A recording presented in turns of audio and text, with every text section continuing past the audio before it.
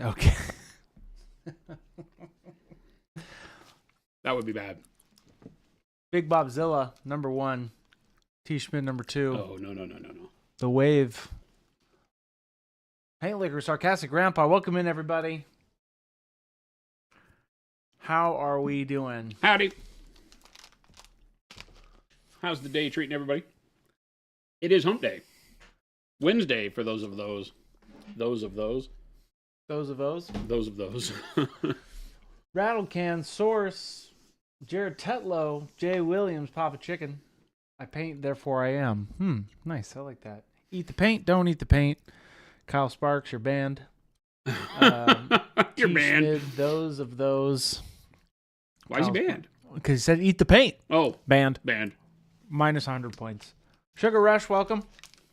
Did you say minus 100 points? Minus 100 points. How many points did he have? I don't know. 1,000 or maybe just 100. I don't know. 0 now, Kyle. No eating the paint. Welcome in, everybody. Mo. I like Papa Chicken. I paint, therefore I am. There it is. It's pretty deep. Bud. Billy Gibbons in the house. That's awesome. Okay. That's awesome. All right. I grew up in a ZZ Top household. Mo, welcome in. Jay Wad, there it is. My big order came in today. Says Jay Williams trying to finish work so I can start painting. Nice. Awesome. That sounds delightful. Me too, Jay Williams. Me too. Chris won't let me go home. What? What do you mean I won't let you go home? False. It's always more work, Oh my gosh. more work. Do more work. See what I gotta put up. No time for you, Jason. Do more work. Why don't you show the people those wings? Gotta do more work. Look at that. He keeps griping at me. That's right. Gotta finish out where we left off. Our dark hot pink. Get going. Right into it. Rock that whip. Paint, monkey paint. So what are you doing with this dark hot pink? Whatever I want. So what are you doing with this dark hot pink? Whatever I want. That's good. That's good. So we're continuing to underpaint these wings that will be white, kind of pearlescent, iridescent wings. We started with a base of Payne's Gray that you can see on the main model, and then moved into Jade, and then we, with the airbrush, went in and did some yellow over the top, warm yellow, and now taking other colors like royal purple that you can see as a kind of a shadow color, and then the dark hot pink as a midtone. You can see it better here on the front where we've gotten most of the work done with the dark hot pink. And then we'll move into colors like bright green and turquoise, because why the heck not? The idea is to get a very vibrant rainbow of colors going on the model that will translate into all of those subdued hues that appear when you have like a pearlescent, mother of pearl, that oyster shell inside feel.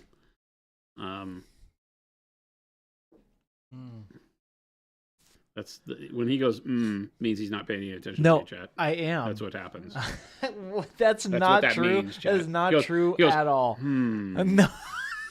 is what Jen says when I'm over there rattling off nerd stuff, and she's not paying attention, but she wants to make it seem like she's still listening to me. I've got chat. I'm trained. Press record. I'm trained to know what. Interesting. I'll go. Huh. There you go. That's what I'll do from now on. Oh. Yeah, same thing. He's paying attention. He's just not buying what you're selling. That's false, Punisher.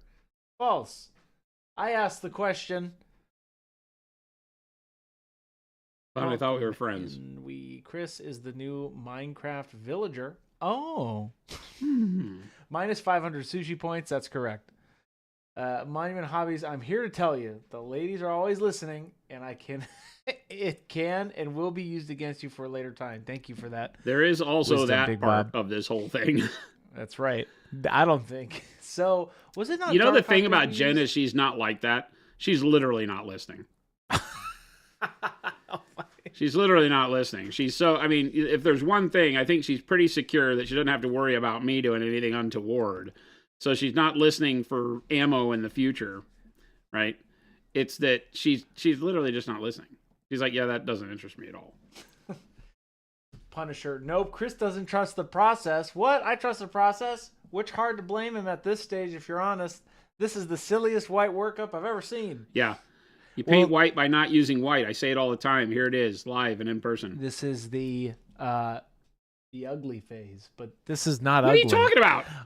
Well, This is beautiful. I know. That's what I'm saying. It's not called the ugly phase. It's called the trust me phase. That's what it's called, actually. Oh, the trust. Oh, there it Christopher. is. The trust phase. There it is. That's it. Because this is obviously a dope. You could stop here and these wings would be fine. This is definitely not the most don't use white I've ever seen. Yeah, that is very accurate, Punisher. Reason 14, I know he's not listening when he says, whoa, what happened to 12 and 13? We did those yesterday when you weren't paying attention, when you weren't listening. Oh, I'm always paying attention. That's the one thing about... We did those yesterday when you weren't listening. That's the one thing about me, is that I'm always paying attention. So you know how you know he's lying, chat? What? Because he puts doots before deets. No. Very intentional. I was writing a bunch of ad copy today, and guess what one of them says? That we'll have before to get... deets. Actually, I will add that. But I said all of the details. Give me all of the details. See, this is how you know he's not paying attention. No, what are you talking about? Because if he's paying attention, he would know what was important to me, and he would make that important to him. But that is important to you. That's important. Chat. I put details. Which is not a thing I've approved. No, here's the thing. I haven't sent it for review. You said no deets, and I made sure there were no deets in my copy that I wrote. No deets. I'm just painting wings. That's a great line at the beginning of like a really deep song. I'm just painting wings. I'm just painting wings. I've got a tramp stamp that says that. This is what the kids call it. My lower back. No, you have a tramp stamp that says harsh but fair. I got a lot. I got like 17 back there. 17 tramp You know what? stamps. No, I've got 15. 15 different tramp stamps. That's right. He's like, give me 15 different tramp stamps. Flapjack Nickelsack, do you think a pound of these feathers weighs more or less than a pound of Space Marines? Yes. Huh. Panic Bomb with the drum roll, please. 190 stream streak. That's false. He's paying off Twitch, gang. He's paying him off. 190 stream streak? That's a lot of streams, dude. That's... Has it been that many since we've done a Saturday, or did you just hit all the Saturdays, too? No, it's definitely... Can't pull anything over on this guy. What is that? 365 by 190. What the flip? That is amazing. It's a lot. It's a living. Thank you so much. The fact that you can hang out with us and paint, well, I'm not going to say remain sane because that's to be determined, but the fact that you can still pretend that you like us after hanging out that long is pretty amazing. Not going to lie. It's an astounding accomplishment. Panic Bomb says, I catch the Saturdays. Panic Bomb is dedicated. That is dedication.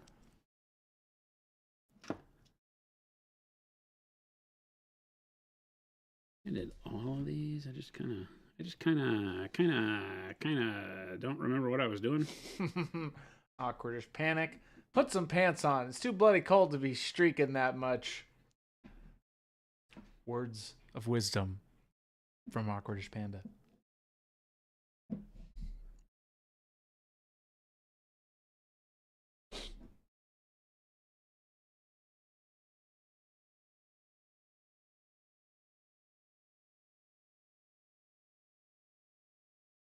Brando's asking, was there a canopy on the duster that was painted in the unit stream? I was trying to see how it was painted, but didn't see it in any of the videos.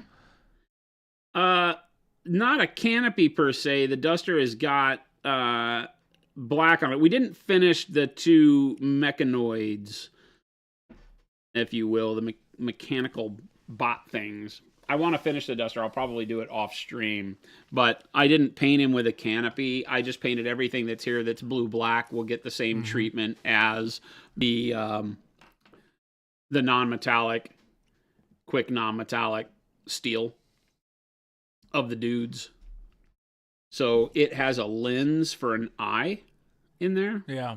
But even that's not really it's like a tiny little dot. It's like infrared camera dot, you know, in a ball joint. So not really a canopy because there's no human in it. It's, to my knowledge, it's just an AI thing.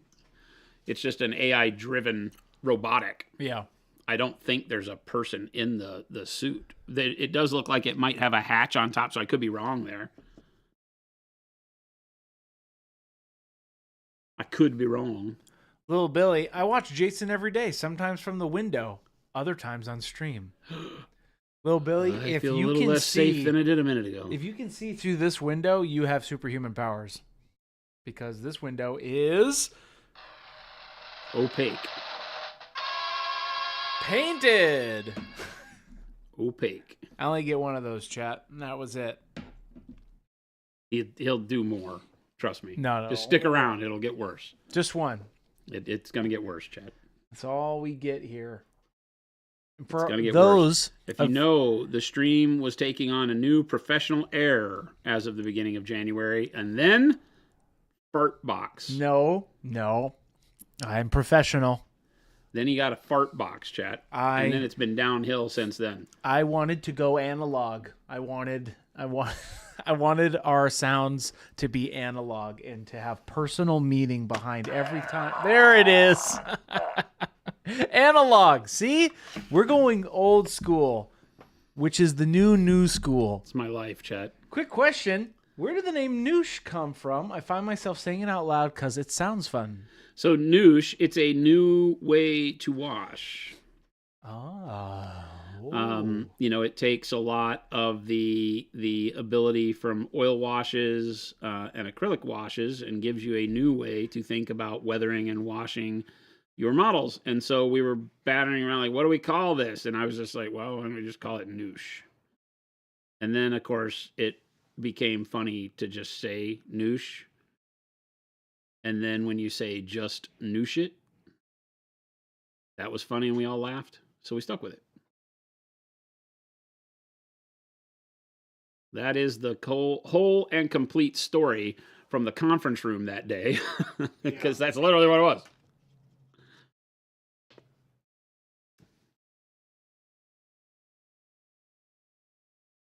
Starting with just the center vein of each feather and doing them with the dark hot pink, and then I'll kind of take that and smudge it around at the end, and then do a little bit of texturing into the shadow and the mid-tone as I go.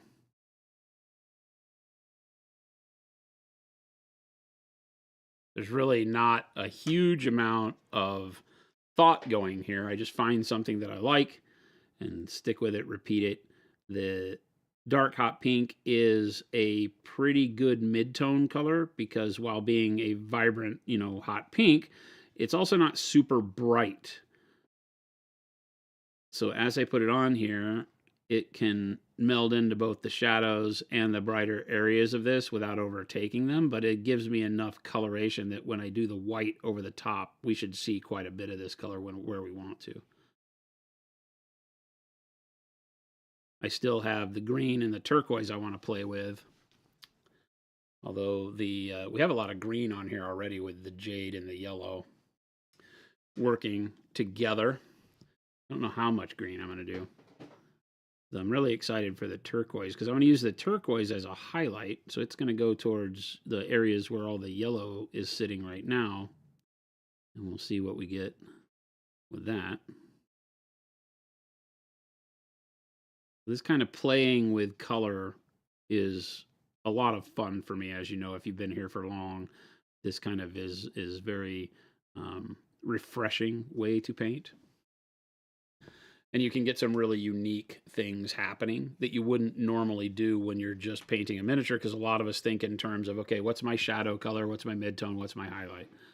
And in this case, we're still working with those concepts. We still want darkness and brightness where it's supposed to go, but now we're using hue to deliver that darkness and brightness in a way that is also going to give us some crazy coloring in that brightness and darkness that is counter to your standard, cool shadow, warm highlight. We have all that, but doing it with colors that are not indicative of, like many of you have already noticed, white. I wouldn't think of these colors in white, but then when you think about an iridescent or pearlescent white, then you have to start changing your tune. You have to be like, okay, now I get it. I have to see some other colors. A lot of people like the color shift paints because they have a lot of pigmentation in them that as you rotate them around and light hits them from different directions, you get that sheen, that kind of oil on water feel right out of the gates, and that can be cool. But being able to paint that and know how to paint that and control it as you go is a really good skill to have.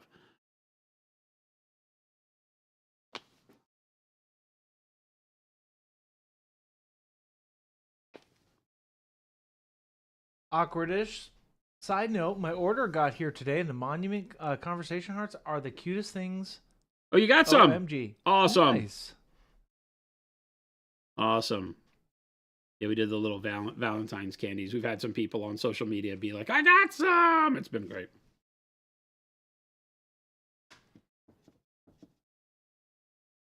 We had a good enough response. I'm thinking that it might just be cool to do something like that normally in orders. I don't promise anything, but just give candy.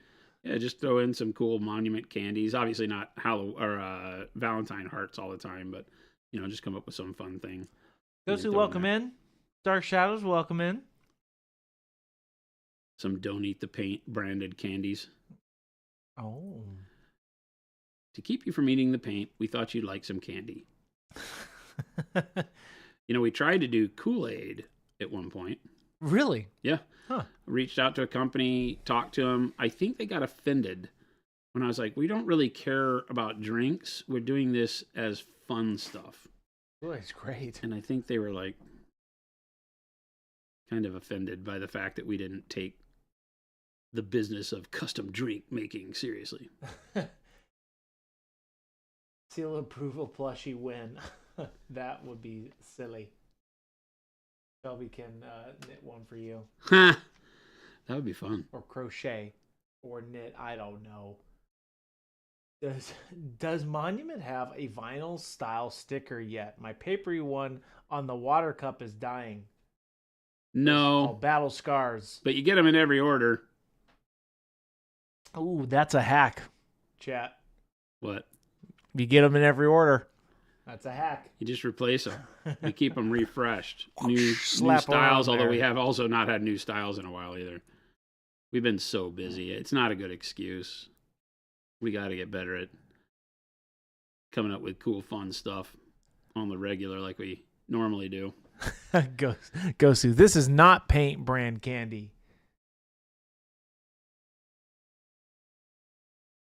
If I make an order today, can I have my firstborn's pinky tip back? Says Little Billy. No. Those are non-returnable. Yeah, we don't give those up once we own them. It's in the contract.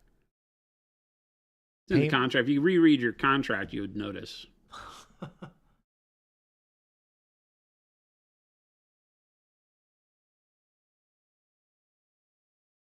You know what I've decided to say? Oh, God. Is welcome in, everyone. Not if you're just now tuning in. Welcome, everyone. Today we are doing Sanguinius Feathers. That was much more inclusive and Right? not as Right? alienating for I'm those working of us on who have it. already been here. I'm so working I appreciate you taking time out of your busy schedule to That's become a right. more personable human being. I am working on not being a bad person, chat. I've been deemed that bad. I'm working on being a not bad person. Someone- I'm working on being a better person. It's like I'm working on not being such a bad person. Someone must play the villain, Might as well be you. and I'm ready. Might as well be you. So we are painting Sanguinius Feathers. We started this yesterday, and then when I say we, I mean the collective we, as in we the people. We chat. We with Jason. Jason's painting, aka Jason started this yesterday alongside us. The we, the people. Jason paints. We don't paint. We started priming this bad boy up yesterday. Primed it from black to what you're seeing now, and then we started some underpainting. So definitely keep an eye out for this. First time chat, V1Z. Where's the Sanguinius model from? It is from RTELW. Night Falcon, do you sell your original bottle tops? I replaced all the tops and they turn out to be a tad too tall in my new storage setup.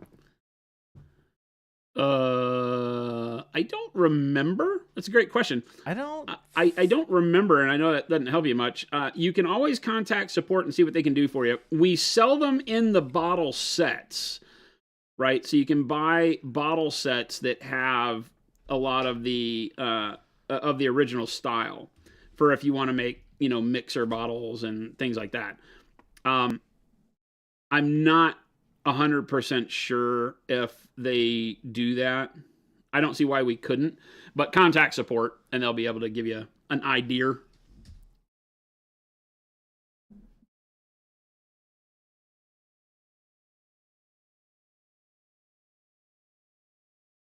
Yes, this model is from RTELW.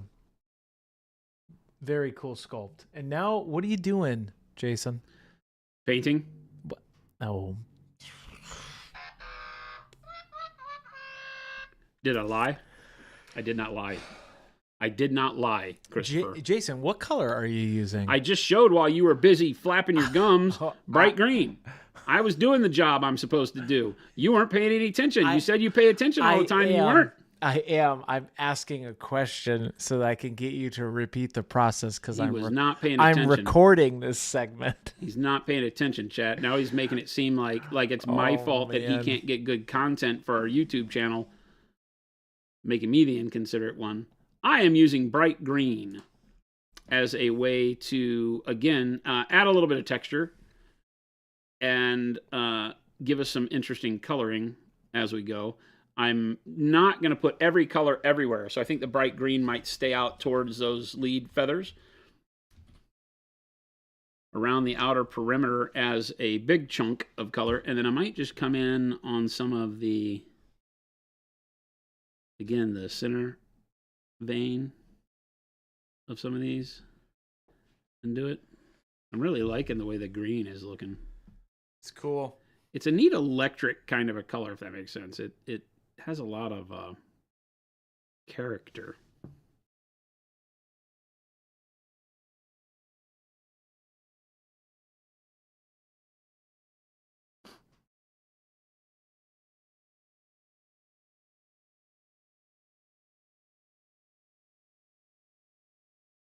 I'm just using a number 6 brush, big, thick brush that is able to smack quite a bit of paint on when I need it.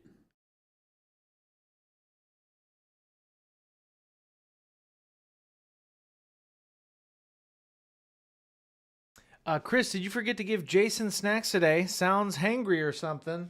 No, I always ask. I make sure. Jason, don't you make this me. Don't make this me. I'm being all pleasant. He's the one being rude. Chat, you see that? Just see what Chris has to deal with. See what I have to deal with. Oh God, he's pulling heartstrings now. Now he's slapping green on this model. What are we? Where are we? What's going on with these white wings? This is the trust me phase for sure. Pretty cool though. That workup is cool. Just maybe just leave it.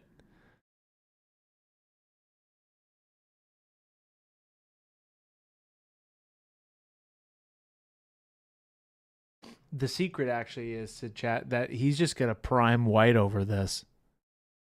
That's it. Just hit it with a spray can. Just straight up, like, which would be hilarious. Not gonna do that. Can you imagine? Hilarious. We did this like very artsy painting Would and make then just for took it good outside and hit footage. it with a rattle can. It's like, now I'm gonna show you the thickest top coat. And then try to make it white, and then you just make it white and you can't see anything we did. Ah, gotcha. That's right, Panic Bomb. Was thinking the same thing. Doesn't need white, right? That's what I'm saying. I don't know. It's all right. Little Billy, Chris, maybe you should give Jason your Goo Goo Gaga baby bottle. He might need it after painting these wings. Little Billy, Don't go changing. you're public enemy number one. Uh-oh. How many points did he lose? You just lost 150 points. He's very generous on the points you get, and then also kind of generous in the regard that he doesn't take many points away from you. That's right. So You're always in surplus. This point system is very strange to me. Jason just earned 1,000 points, but lost 112. So, with that single comment, because it was positive, then... So I have 888 points, chat. I don't know what they're good for. Right, that's right. I don't know why we have a point system. Jen used to give people gold stars. We used to do fuse bucks. Oh, fuse bucks. We had fuse bucks way back in the day. You used them to buy your entries into all of the giveaways that we would do. Fuse bucks. How is the Doghouse Hobby Studios? How is a flat brush utilized best when applying a base coat? I mean, you know, like any brush, it's just in the brush stroke that you're making with it. A flat brush is going to give you more texture generally than a round, so you got to be a little bit careful. I don't use flats on anything except for tanks and terrain. Right? So like big flat surfaces for basing. So, you know, there's not a lot of insight I can give you other than you just have to be careful because a flat brush will spread the paint differently, right? It's like painting a house. Not my first choice, but not a bad choice, I guess. I'm really liking that green. Pop in close on that. Gives a neat glow on there. Bright green is such a great color. And it really does just kind of give a real big punch that will survive the white overpaint. I'm going to go in and brighten the tips of some of these because I really like what happened down here. Lumberjack Tim, welcome in.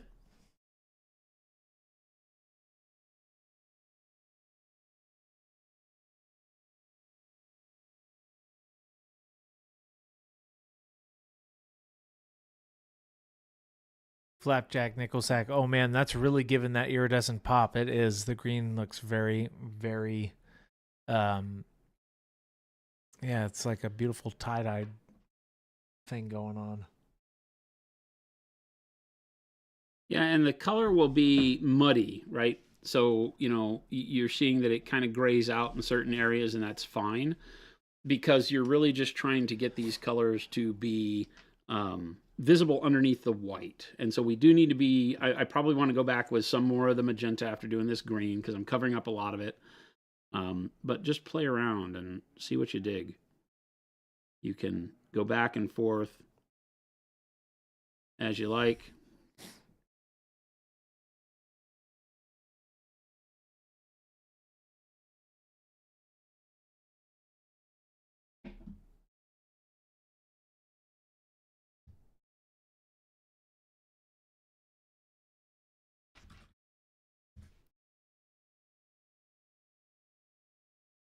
Doghouse Hobby Studios, can't wait to see the HQ tomorrow. You come at HQ. Really?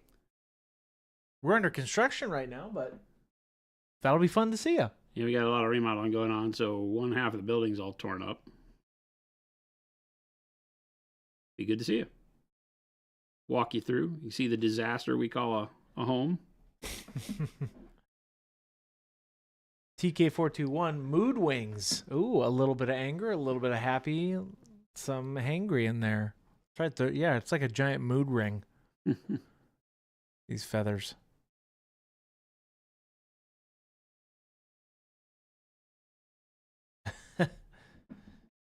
Yes. Samp, knowing what the end result is supposed to look like, but can we just all agree that this process is magic beyond human comprehension? It is definitely the trust me phase. This is one of those types of deals where, when we get it done, people come in and they go, holy crap, 15 minutes. I left thinking he'll never pull this off. And then you come back and it's like, what the? That moment when I put the white over the top is the key. Yes, we are remodeling. We're moving a bunch of stuff around.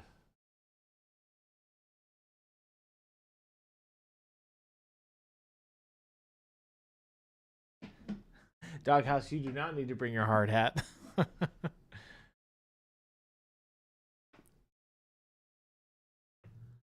We are moving all of our admin offices into the other half of the building. Well, most of them are already over there, but myself, Christopher, Gabe, the marketing and product development team are all over on an opposite side of the building. So we're moving all of us into the same side of the building. We relocated fulfillment where all of the package handling is done, shipping and all that, into where production used to be.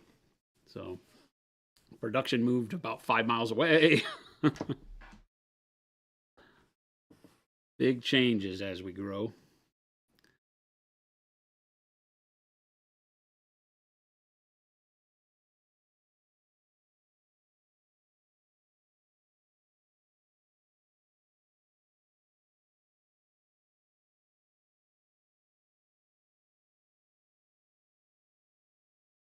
Houdini, where's the paint taste testing room going to be? Non-existent. Don't do it. That's Phil's office. What? Oh, wait, what? What? They've been trying to find out where I live in the walls. Keep searching, says Paint Liquor. We stopped searching. Wait, what? People living in the walls.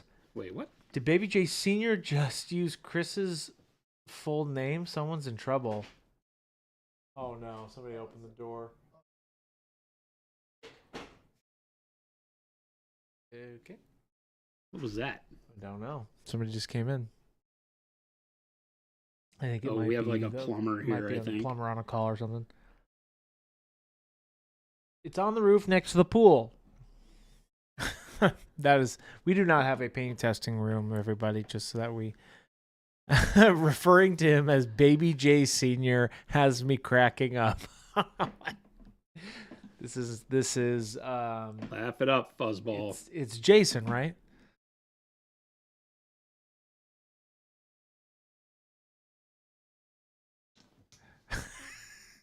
I don't pay attention to this guy. Freaking Flapjack, Big Bob. I'm in a van down by the river. That's funny. Oh, here we go. T. Schmidt has a question. Fuse. When was the longest stretch where the monument facilities were adequate to your needs and you weren't building / buying / moving buildings? Non-existent. Yeah, I don't think that time has ever existed. The longest time, 6 months. Let's just say that.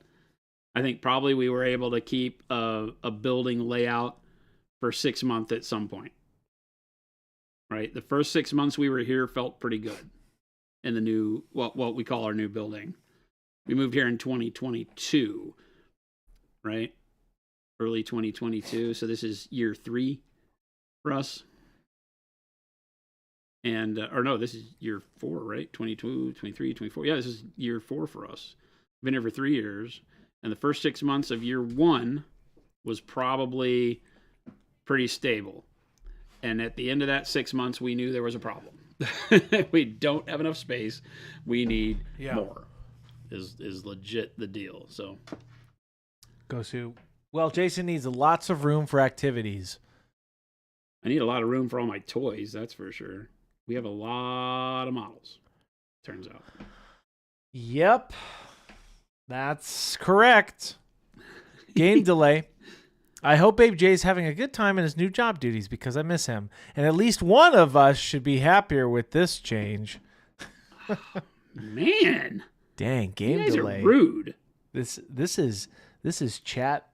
This is chat unleashed. You guys are rude. Game delay. Baby J is enjoying himself. We just did a recording for a social post coming to you very soon. We did the witch's skin workup as a short, and we can attach the full VOD to it. So you have a short version and a full 2-hour version. Chat, you're welcome. It's coming. Get ready. Sorry, as I tilt these wings, I don't know if I'm off screen or not. It's okay. I punched back out. Yeah. Because it's I'm having to go. It's really cool to see it. Personally, I love the zoom in, but it's also really cool to zoom in and out because you're starting to see, like, it's starting to blend. Yeah. And it's starting to look iridescent or like flashy or whatever you want to call it. You can kind of get a feel, I think, at this point of what's coming, even though it's a little difficult because of the loose nature of my brush strokes. So I'm not defining a whole lot now. As I go through and I do some texturing like this, every now and then we'll get some brush strokes that look a little bit more refined. But overall, I'm not trying to do that. I'm just kind of keeping it loose. Anytime I'm going to glaze over the top for the main color, having the texture underneath makes sense, but it doesn't always translate very well. Like if you do very fine painting right now, it's not going to come through the glaze. So you can be a little bit more loose, be a little bit more painterly, we called it yesterday. Brush strokes can be a little bit more wild, so to speak.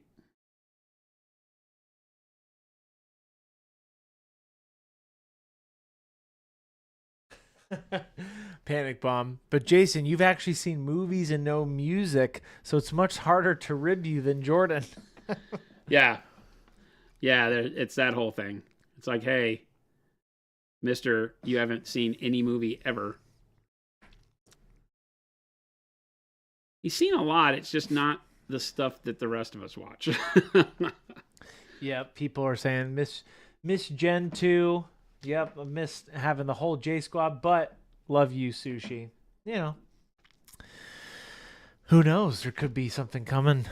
I actually had an idea. I had an idea today that For what? I won't share aloud. Oh, well, then none of us know what you're talking about. Get ready for surprises, chat, because surprises are coming. Then none of us know what you're talking about, Chris. Surprises are coming, chat.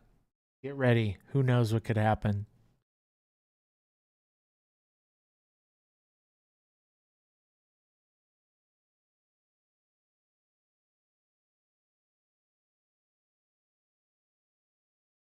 Game delay. Jason's squad painting was super inspiring to me, being brave with my own painting. I was so accustomed to 75 millimeter scale. Going down to 28 has been a challenge. Oh, wow. Nice. Game delay. That's great. That's cool. Definitely can't wait to see what unit are you working on. It's interesting hearing from someone like you, Game Delay, who really got into the hobby as more of an art journey with 75 mil, action figure scale style stuff, and less of a gaming aspect associated with it.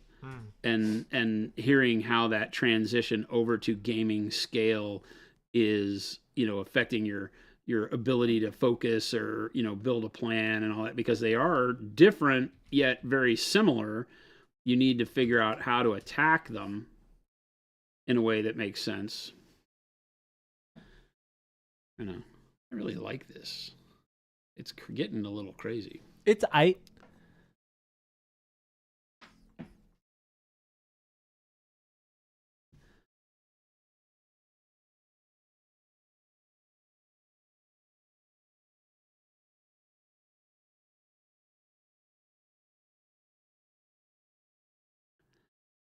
I don't know what this underglow winds up looking like when we do the white, because everything will look completely different. So whatever it looks like now will not survive is the thing to remember.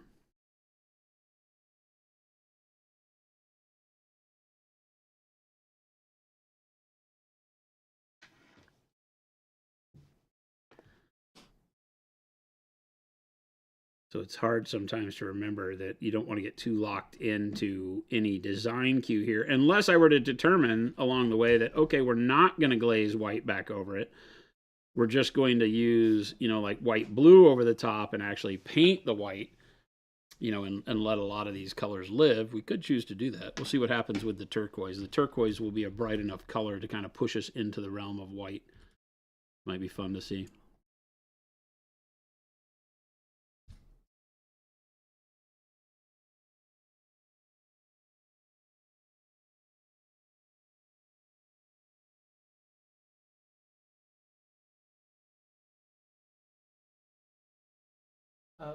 Patriots is asking, Monument, when will this model of him be released? It's actually been around for a long time. It's on our, I don't know if it's still on RTLW's website, but somebody said they found it. Yeah, when they were it's looking actually the an other day. old model, actually.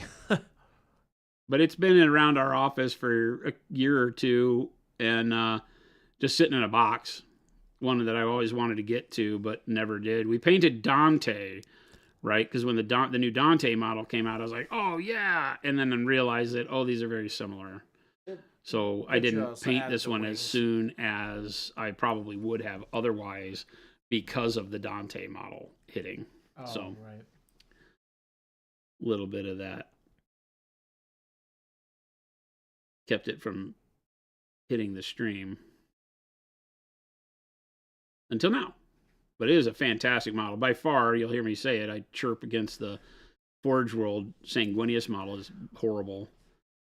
And this one is just so great.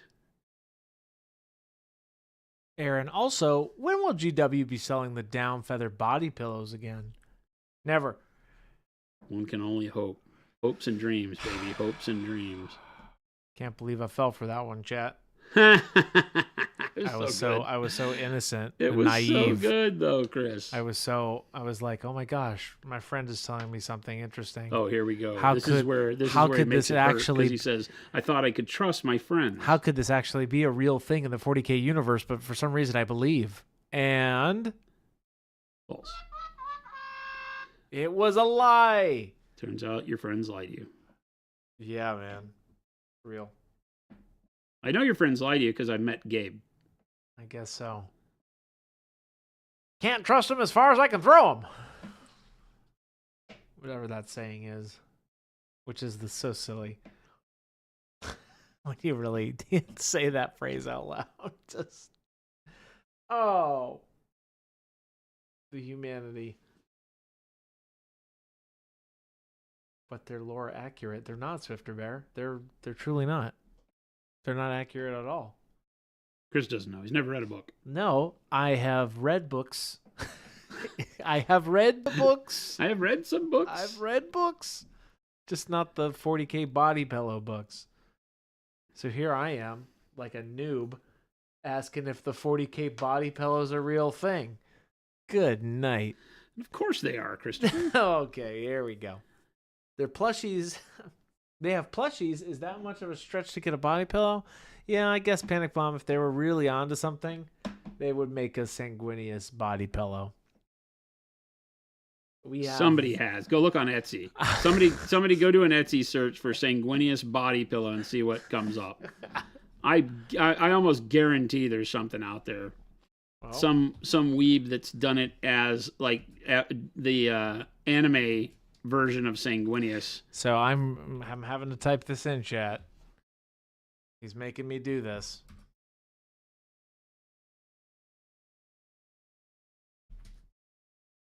Oh boy. Are we on a list now? Probably. Oh god. No, there's nothing. There's nothing. There's not even fake pictures. Here's a down comforter with Sanguinius on it. Close enough. We'll take it. Close enough.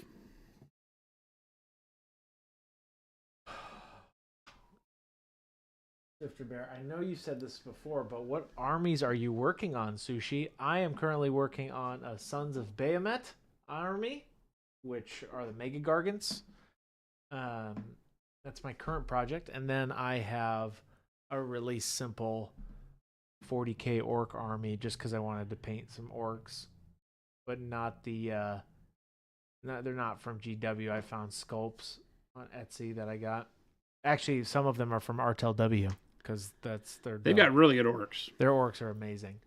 My orcs were all regular orc bodies that I then used. You got those. I think it was bits. Puppets War. Bits of War. Bits of War. Because I did the same thing with mine. Yeah, like Bits of War that had all the mechanical chop arms and stuff like that I thought was really cool. They are super cool. And then after that, I'm working on finishing my Nurgle army. So those are the armies I'm working on. And I might redo my Sylvaneth army. I might. I did a test model the other day just to test it. And I'm actually redoing all of my armies. Currently. That's my project. Just like updating them, adding to them? I am updating them. I like that.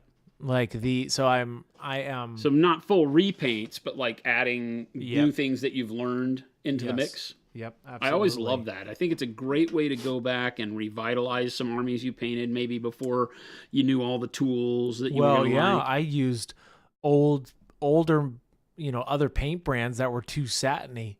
So now if you look back at some of my old like OG models, they're just so shiny. Yeah.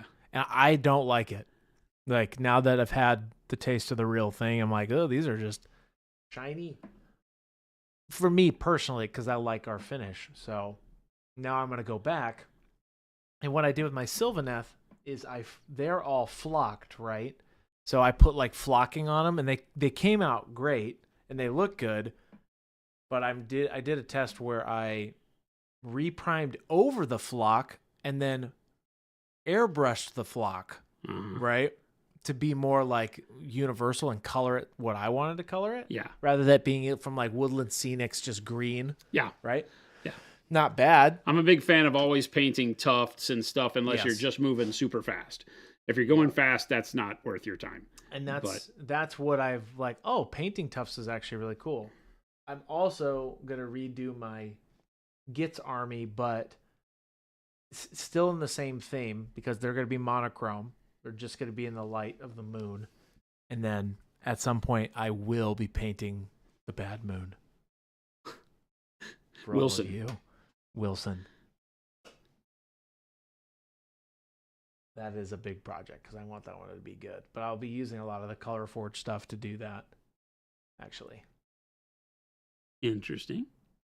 The monochrome stuff, where my whole Gitz army, I have too many grots, so I'm not painting all of them in that way. But their whole theme is like they're in the light of the moon, so it's only black, whites, and yellows, and blues, and stuff like that. Yeah. But when I did them originally, I just primed them with, black Rust-Oleum, and I found like Montana Gold yellow paint and just sprayed them. So now I'm like, I'm going to go back. I'm going to use Payne's gray on all of them and then do like a work up to like fluorescent yellow or something like that with our paint. All airbrush, you mean? All airbrush, yeah. The moon I was going to have some fun with and, spray paint. Because he's kind of wild.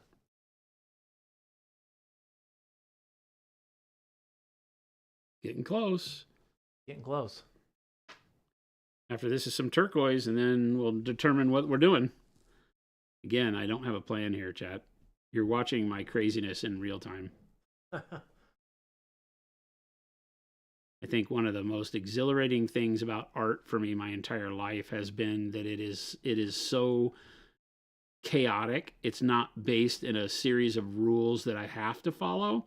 It has a bunch of really good suggestions that might be good to follow that you get to choose from based on what it is you've decided you want to do at any given time. And that's kind of how I choose to live my life. I'm like, I like everything to be kind of loosely rule set that I can choose by what fits for the moment. And that's art. That's why art is like my cool, calm place most of the time. Yeah, I'm liking this. Game delay. I just saw your post in Discord. I just saw that tag. Those are coming out cool. Oh, that is looking nice. Right? Right. Still got a little bit of dark hot pink here that is looking good. So I'm going to come and backfill some of these feathers where the green kind of took the vibrancy away.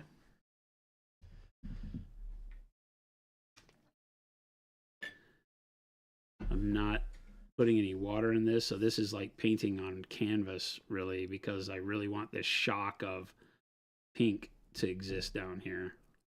I zoomed in a little bit.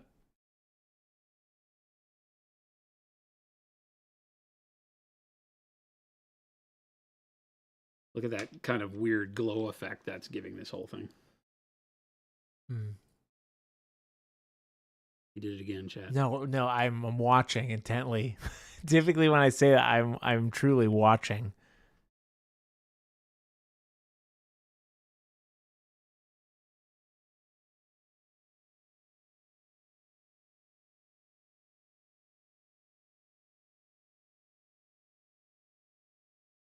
Oh, let's go back up. Sorry, chat. I missed a couple questions. Big Uncle, what monument brown is the closest match to GW XV88? Isn't that like a golden brown? And then Zeobon says orange brown and dark orange brown and orange brown. VX88 basically sits between those two. Okay, cool. I know it was kind of a more yellowish, orangish brown. Yeah, I'm liking this, where we bring the magenta of the dark hot pink back out by hitting it with some undiluted paint here. Right, so I can kind of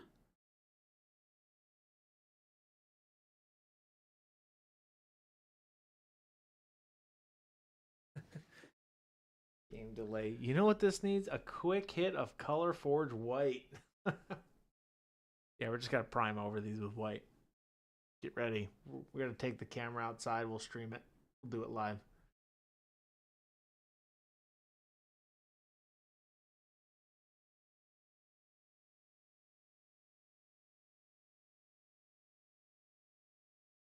One of these days, chat, I'll take a camera outside and I'll just spray paint a bunch of stuff. How about that?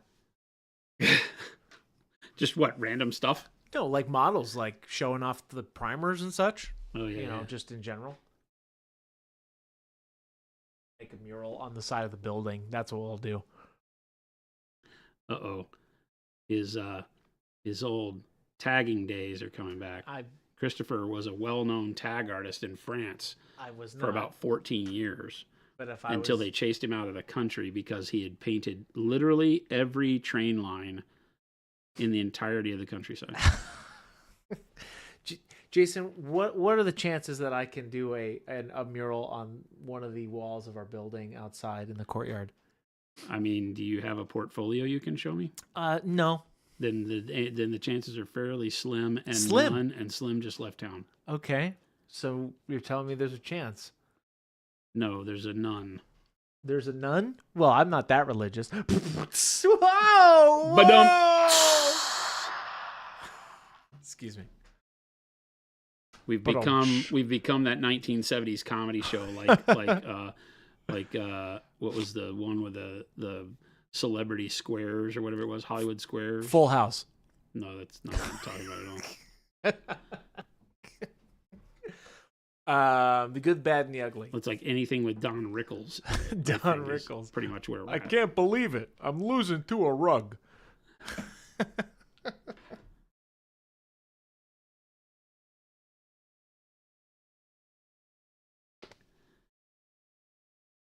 So you guys heard it. Chat, he gave me permission to do a mural. Chad, is that what you heard? Because you guys all need to go see an ear doctor.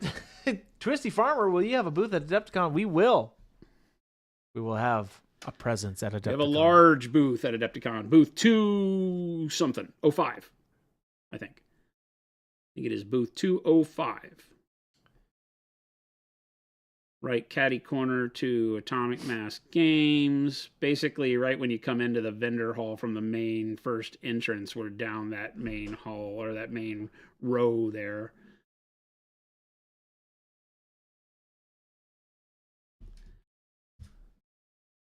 Oh, yeah. Oh, yeah. This is looking good. I'm having fun. I'm so happy for you. That's great, Tris. Thanks. That's great. I feel your happiness. I feel your... I'm very happy for you. It's tight.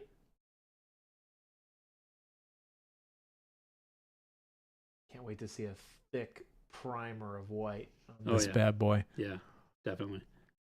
I'll really get the peoples going, you know. The peoples? The peoples. We the people. The people, the collective we that are painting. We are painting this. Welcome in, everybody. If you're just now tuning in, welcome. That's the positive version of that. If you're just now tuning in the negative side of that, where have you been? We are painting up, we as in we the people, we the collective, are painting up Sanguinius Feathers. We as in Jason, Jason as in I, as we. Welcome in. What he means to say is that Christopher is forcing me to paint the wings first. I am. Due to the content machine that is a rollin', I requested the wings painted, and they are being painted. Because there's been several, I would say over 3 solid comments of teach me how to do feathers because we showed Dante off. You know? People are like, oh. Okay, Bear Paw Miniatures, this is a great question. I'm still a bit lost on how and when I should use my transparent paint set. I'm also going to send you a link. Great video that Jordan did. It talks about some of the, like, what we would call the core uses of the transparents. Yep. They are, you know, for all intent and purpose, they're just regular acrylics that are more see-through. Mm-hmm. So they act like regular acrylic paints, mix them like regular acrylics. You don't have to mess around and do crazy things or have any kind of secret tribal knowledge to do fun stuff with them.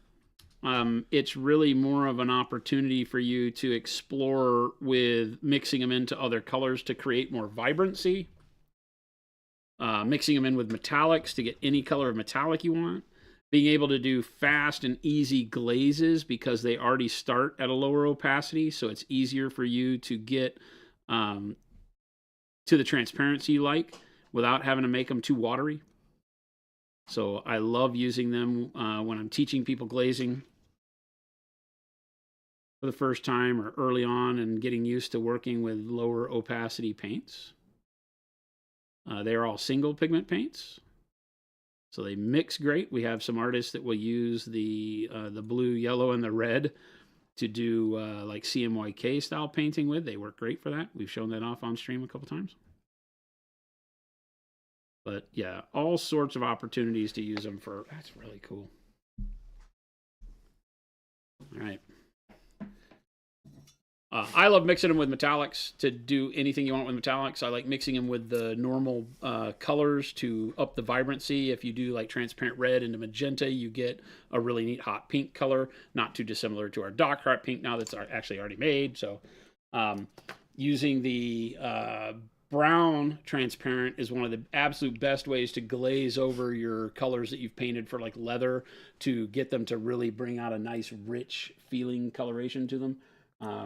So there's just any myriad of ways to do them. I'm trying to think of what we've most recently used them on. Transparent, well, Dante's wings, right? Transparent white with Dante's wings, what we're going to be doing here. Yeah. Do you want to show them just the kind of, for people who haven't seen that, Dante? Yeah. Yeah, so doing a similar thing that we're doing with Sanguinius here. You want to pop in? Yeah. We underpainted Dante with like dark purple, jade, dark magenta, and warm yellow, and then did the transparent white over the top and got the same type of effect that you're going to see us with on Sanguinius's wings, right? So it gives you that kind of pearlescent oil and water kind of effect, but it's the transparent white that lets all those colors show through. And so it's a good way to layer on top of there. The transparent white is the least opaque of the entire bunch and can let you do a lot of really cool things. We use the transparent white to lay the foundation for OSL because it will brighten up the spot where the light goes, but let all of those colors underneath it remain visible. So it's a great way to set up your OSL really nicely. Then you go over the top of that with another thin down color. They're limitless. They literally are the most versatile paint we make. They will do so much for you. What's PA Gray's closest equivalent to GW's Dawnstone Gray Asturp stick? I just don't know any of these names. See, that's it. Like Dawnstone means nothing to me, so I just don't know. I should know better. I answer these questions a lot on our social media, but I just don't know. Unfortunately. Oh, okay. Chris will Google it. Okay. What do you think that is? I like warm gray. Yeah. All of our grays, if you haven't used them, Derb Stick, I'm sure you have, but our grays are awesome. They're some of my favorites. Yeah, that one's kind of like a warm gray. We have a green gray coming out in the next 24 colors. I'm very excited for a green gray. Yeah, we have a green gray coming out in the next 24. So you've got that. Yeah. Right. So that's brighter than you want. But we've got a good smattering of green gray coming out that I think you'll really love. And that with the warm gray would get you where you want to be. Dark warm gray, green gray. All right, I'm going to switch to a number 4 brush now. I want a little bit more detailing. I don't need as much paint delivery here as I go through with the turquoise. And again, I just want good, vibrant colors. So I'm going to grab the center vein of these feathers here. What color did you grab? Turquoise. I'm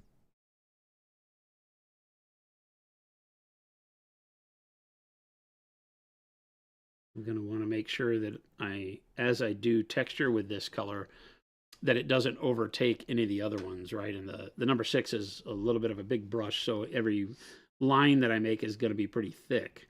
Here I want to be able to do hair thin lining that will sit right alongside the greens and the dark hot pinks. Right.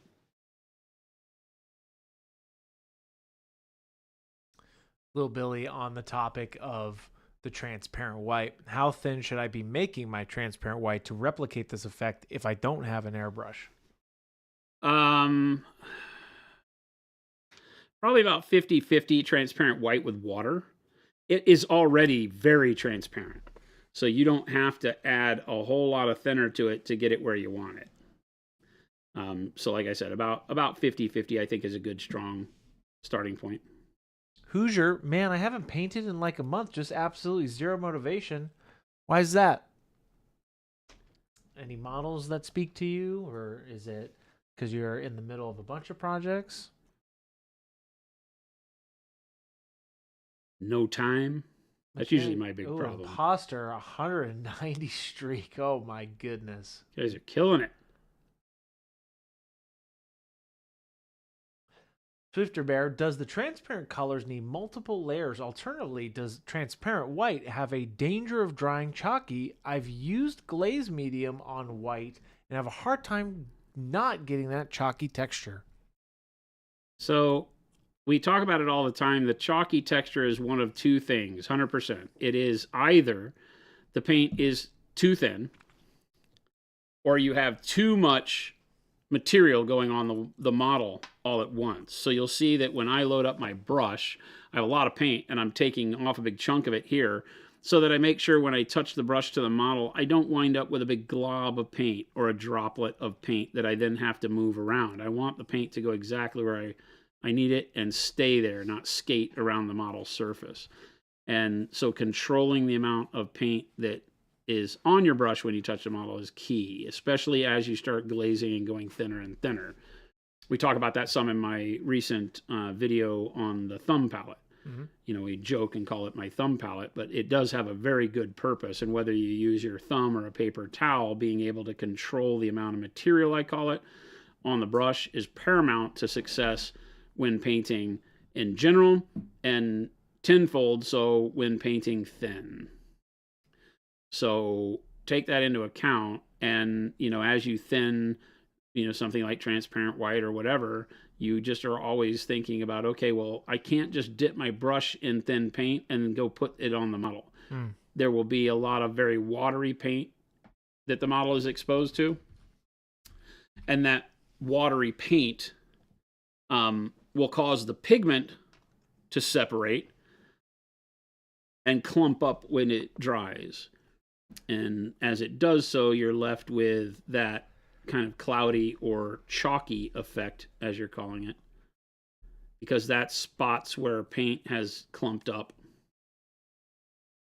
at, I don't want to say a microscopic level, but it's kind of what it is, right? It's those tiny particles of pigment all tend to gather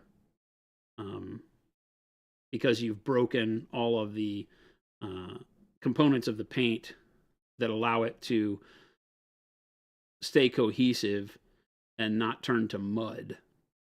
So you can over thin and do that, or you can just have too much wetness on the model that causes it to basically coffee stain.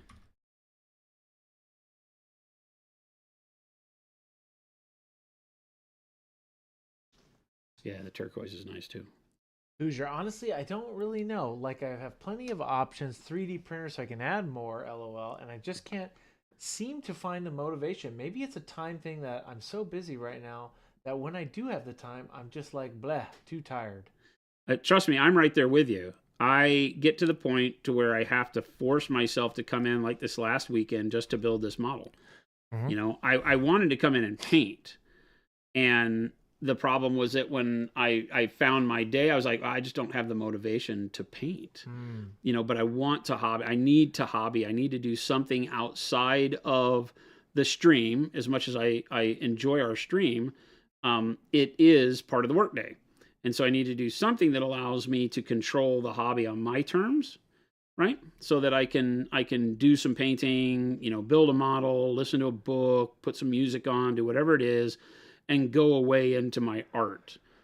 And that's very important. So depending on what you're looking for out of your miniature painting, you might need to do the same thing. You may just need to force yourself out of that blah state and say, okay, look, what I'm about to do is I'm going to go and just throw some paint down. I have to. And that's kind of the way I have to treat it. I walked around this. I seriously walked around the office for like an hour and a half on Saturday or Sunday. Was it Sunday? Sunday. On Sunday, I came in. Chris was painting the walls in the office. Different kind of painting. Yeah. And you want to pop in close on that? Yeah. So there's our crazy coloring. Yeah, sometimes you just have to start. Right? As silly as that sounds, right? Yeah. Take a model that just speaks to you in the moment and sit down, get yourself settled into a mind space.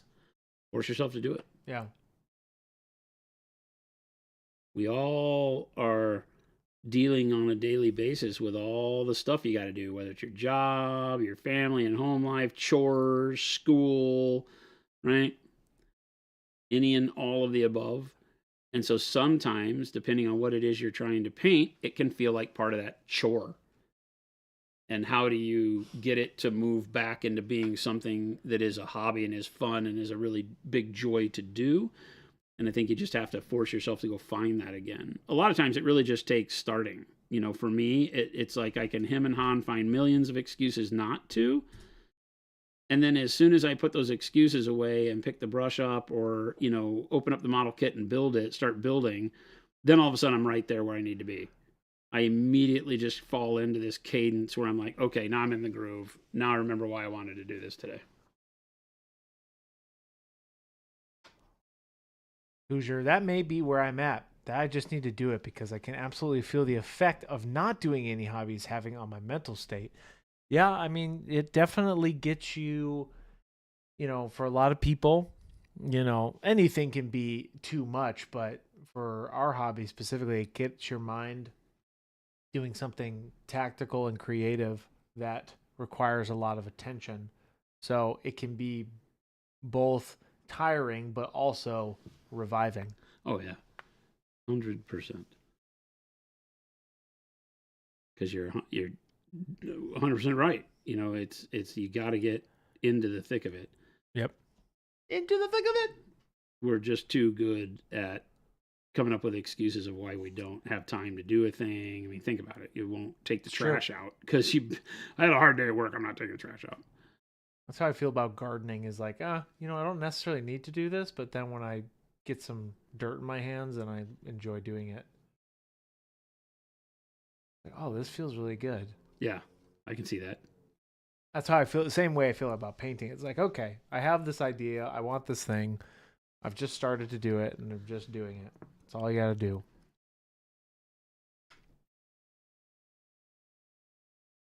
I always have a palette cleanser project now where I'm like, okay, I'm really motivated to do X, but I need Y to be the thing where I switch really quick to something else to try something that I don't necessarily care super, a lot about. It's not really good English, but you know what I mean. And it resets my brain on the bigger project. That's how I work, actually in everyday business too. Sometimes it's like, hey, we all get inundated with projects, and sometimes you need that palette cleanser to also help you with the bigger projects, and that's kind of what painting is, right? Or how I approach it. So maybe that would help Hoosier. Have the in quotes the throwaway try project, and maybe that would help. You start seeing that texture. You find it in big chunky things like this magenta down here, and then in more fine texture as I start doing lines here. And then we've got just this random amalgam of colors that fall through: yellows, greens, turquoise now, magenta, purples. Yeah, the wings are coming out great, Hoosier. These wings are dope. Yeah. Little Billy, whenever I don't want to paint, I think to myself, will this disappoint the PA team? That thought of making Chris sad is motivation enough. Oh. I think he's lying to you, Chris. I think so, but I choose my reality, and I'm here for you, Lil Billy. Public enemy number one. How many points does he lose this time? Well, no. Technically, you got 100 points, but then you lost 54 points right there. So you do the math, Chad. 46. There it is. Those wings are looking like a retro arcade floor pattern. It's great, Super Duper John says. Retro arcade floor. I like that. Yeah, it kind of is, right? That's a good point. That's what the texture trainers are for. And they truly are. Have your texture trainer off to the side to be like, okay, I've painted 1,000 of these scales. I need to try blasting this with something else. And I truly, my reset is airbrushing and spray painting, because I love spray painting and airbrushing, even if it's not to do something. I just like doing it. Yeah, the act of doing it is spray, like actual spray cans and putting those on big, canvas style things is something I very much enjoy. I'm not necessarily good at it into a way of perspective of art, but it's, You don't have to be. That's right. You don't have to be. You don't have to be. It's In just order to like, have fun, I you don't really have to be like good doing at a thing to have fun with it. One of my all-time goals has been to sit down and actually spray paint a mural on my garage wall. Oh, nice. I've wanted to do that, but then it's like a huge commitment of like, okay, I'm going to paint this thing and I'm going to spray it. It's kind of a lot. So it's funny. I'm in a video by a band. What were they called? Gautier? No. It was an MTV video, believe it or not. It was called, oh my God, why am I not remembering? It's a hip hop band out of Dallas, Texas. They were called, oh my God. Cold Chris was the MC. Cold Chris. That's And what Baby they used G, to call me back in the day. And I believe Baby G was his I know that sounds funny because we have Baby J. Cold Chris and Baby G? How can I believe this? Google it. Cold Chris and Baby G and see what they're called. They're called Mad Flava. It's because there is a Mad Flava video with me airbrushing a mural in the video, tagging a complete wall in downtown Dallas in the video. He got me with the Sanguinius body pellet. He's not getting me with this, chat. Mad Flava. Baby G and Mad... No, just Mad Flava. Flava, Mad Flava video. And I can't remember what song's called.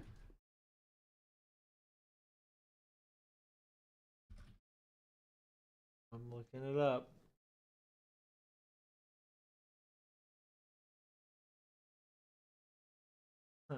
1994. Sounds about right. See if I can find it. No, not. I'll have to look it up, chat. Is Gabe now Baby G? Cold Chris equals when Chris goes into the freezer. That is accurate, Hoosier. It feels like it could be an episode of A Day at Monument Hobbies. Yeah, is Gabe now Baby G and Chris is Cold Chris? That's Cold what's Chris up. and Baby G. And God, it was a huge like Samoan dude who was in the band, and I can't remember what his name was. No, Baby J is not Baby J. He's Adolce Cabana. Just so that we're all clear. Oh, that's right. You guys changed all that. He comes in here as Adult J now. He's an Adult J. He's still Baby J in our hearts. So we're told. But Adolce Cabana was hilarious. And thus, Adolce Cabana was born.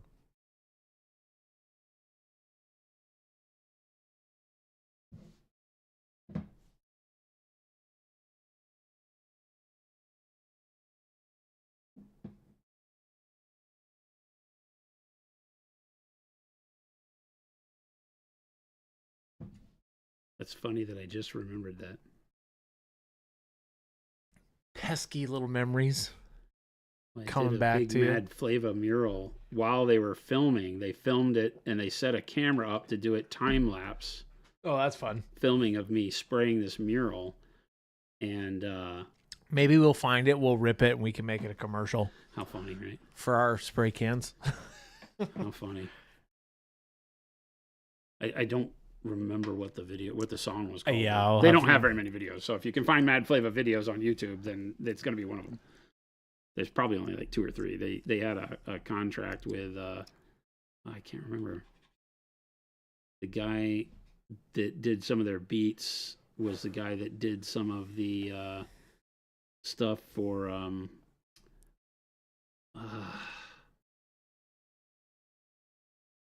I'm so horrible with this stuff. That's okay. You're painting really cool wings.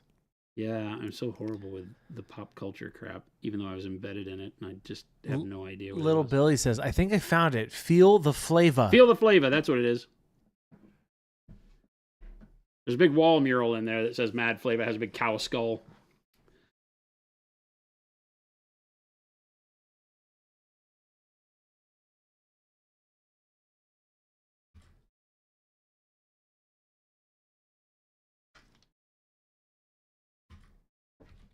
Painting question. What's the advanced part of advanced flesh tone? Is it just that the satinness of the paint, or is it meant to be used differently than the other flesh paints? It was a name that Ben and Matt and I came up with that was because it's a really neat skin tone that has a little bit more of a golden feel to it. So it works well for like Hispanic, Central Asian, Middle Eastern skin. And we wanted to move away from flesh tones having any kind of a racial connotation at that point, not for any reason other than people get, you can't call it like Asian flesh, because what does that even mean, right? Skin all over the world shares a lot of similarities. And so advanced flesh tone came out because it's when you really want to start painting flesh that has more of a realistic nuance. So advanced made sense to us. It could have been golden flesh, but it wasn't quite gold enough. I think that was one of the names that was in the hopper. Skin tones are really hard to name because they're really just all yellows and browns and pinks. But if you name them by their pigment names, then people don't know that, people in the model painting world want to be like, hey, what skin tone set do you have? And so we have tan flesh, shadow flesh, things like that. And so advanced flesh fit into that scheme. So it's really just a name we picked because it is a skin tone that if you were to just paint it on a model by itself might not give you the feeling of flesh you want. So it's a little bit more of an advanced technique that you got to do. It's to be kind of mixed in with other skin tones to get you where you really want to be. That make sense? I think so. Makes sense to me, chat. It's funny that naming paints is like one of the most difficult things we do. Well, because when it's not just as easy as a pigment, because you can't just bold pyro red's easy. Well, it's also because we don't use the wacky names, right? We're also trying to be extremely accurate. Ghoul flesh. What the hell does that mean? Right.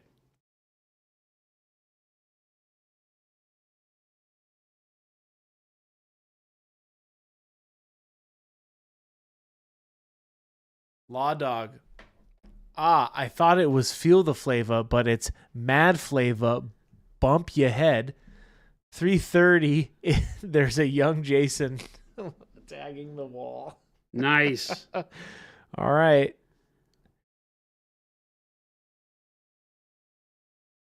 There it is. I'll have to look that up. Oh. I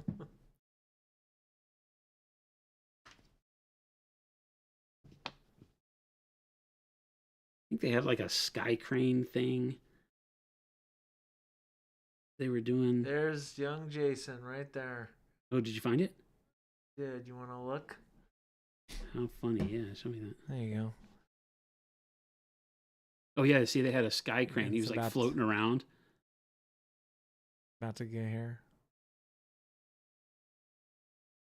He's showing me this video.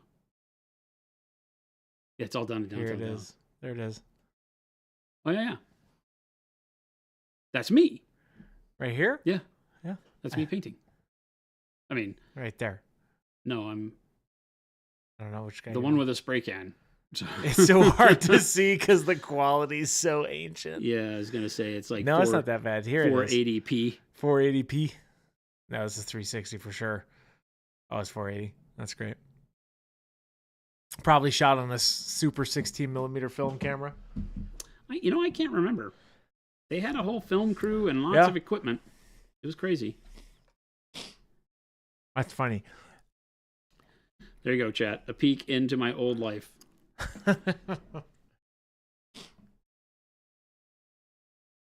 My only starring role on MTV. Is that? Might be the only music video I was in.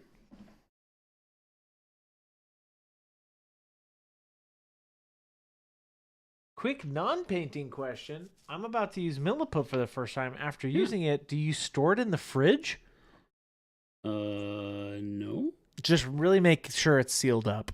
Yeah, I just you just gotta really air seal it. I keep seal it at it. room temperature and make sure it's sealed very well. Any two-part epoxy doesn't. I don't think that'd be something that I would learn with you if it needs to be refrigerated. I've never done that. It's got to be really, really sealed up, though. Well, the hardener does, right? Because the hardener will air cure over time, right? Just like leaving a paint bottle open or anything like that. So you got to be very, very careful with the hardener section of it. Yeah. Whether that's if you're doing green stuff and it comes in 2 tubes of clay, or epoxy sculpt that comes in the tubs, or Milliput, anything, you really just need to make sure that you're... Mo's saying the harder part of the epoxy will last longer in the fridge. 'Tis true. Okay, cool. That's I'm learning that. I didn't know that at all. The Mo you know. Thanks Mo's magic. You know.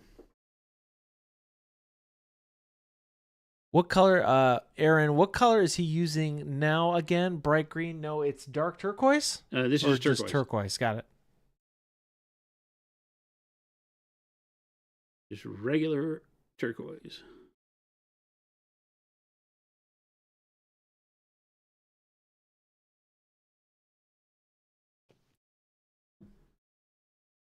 Look at that chat zoom down. You can start really seeing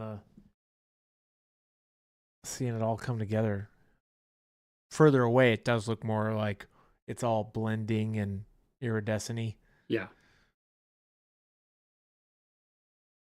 Using the side of the brush to pull off kind of a dry brush effect here. If you just use the side, it can only hit the high points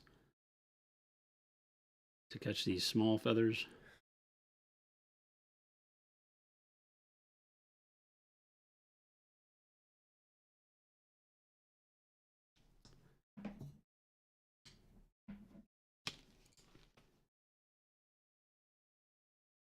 I'm liking it. Hoosier, turquoise is one of my favorite colors you guys make. It's actually a part of why I picked PA to start with. Nice. Yeah, it's a great color. Dark turquoise is awesome too.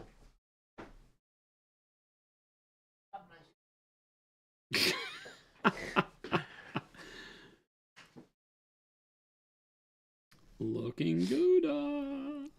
No. None of that. No looking Gouda. I just said it. None of that. I just said it. That's Jason just lost 1,000 points. I literally just said looking Gouda. Because somebody came in and said, is that model made out of cheese? Because it's looking Gouda. Gosh dang it. So blame chat. No. Are you ready to blame chat? Are you ready for that backlash, Christopher? Danger. It was so wonderful. I feel like the reason to use the turquoise. Nice. Chris, you're the last person who can ban jokes. Thank you, Jason. Papa Chicken, minus 1,000 points. Minus 1,000 points. That's a lot of points. Papa Chicken, you're fired. You're fired. Fired. I love Gouda. Gouda's great. Gouda's good. Okay, enough of that. This is serious painting business.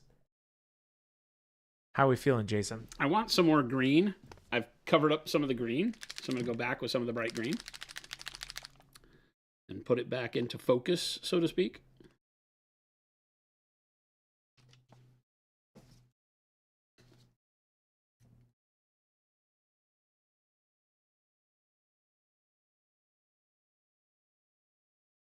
I feel like having the turquoise up top, and then as I get down here, maybe focus on more green.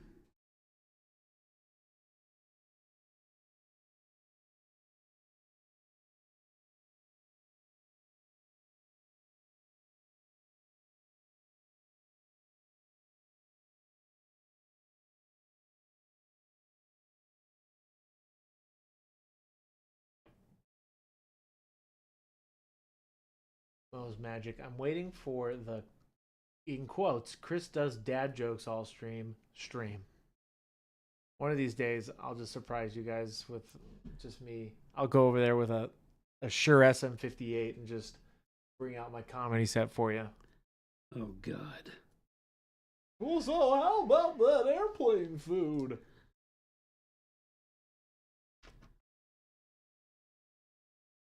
Chat.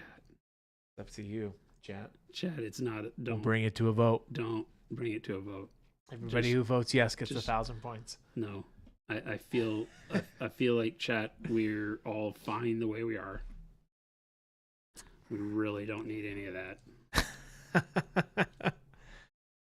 The fun part will be watching Jason cringe, says Mo's Magic. Oh, it's Oh. Go Sue. I The love part Chris, that most people but don't don't do realize it, is chat. that my office is I right won't do it. next to his, and there are days where Chris is in very rarefied form, Sometimes. and those days are tough to stomach sometimes. What? Just gonna throw it out. What do you there, mean Chris. rarefied stomach's form? Yeah, rarefied stomach form. Jason, that's all about to change. It's not. I'm not gonna be far enough away, Chris. I'll Trust have me. to just double my volume. You understand that's the way, right? I feel You've like done this I to feel that like side of the that's building. exactly what I should expect, is How for about you that? to double your volume. Hey, Jason. Sir, yes, sir. Jason. Can you hear me over there, Jason? Oh, Jesus. That's on you. That's on that. I had nothing to do with this, chat. I'm very life, excited chat. for my my little corner, Jason. Welcome to my life, chat. I can be bribed with sushi points. Yes, that's right. Goes who I love Chris, but don't do it, chat. It's happening. You all asked for this. It's a tarp. I'm doing it. It's sold. Absolutely. Don't do it, chat. Get ready. It's a tarp. I'm so sorry, but Jason's called the model Gouda, so that opened up the floodgates for me. Those two things are not even anywhere similar. And they're...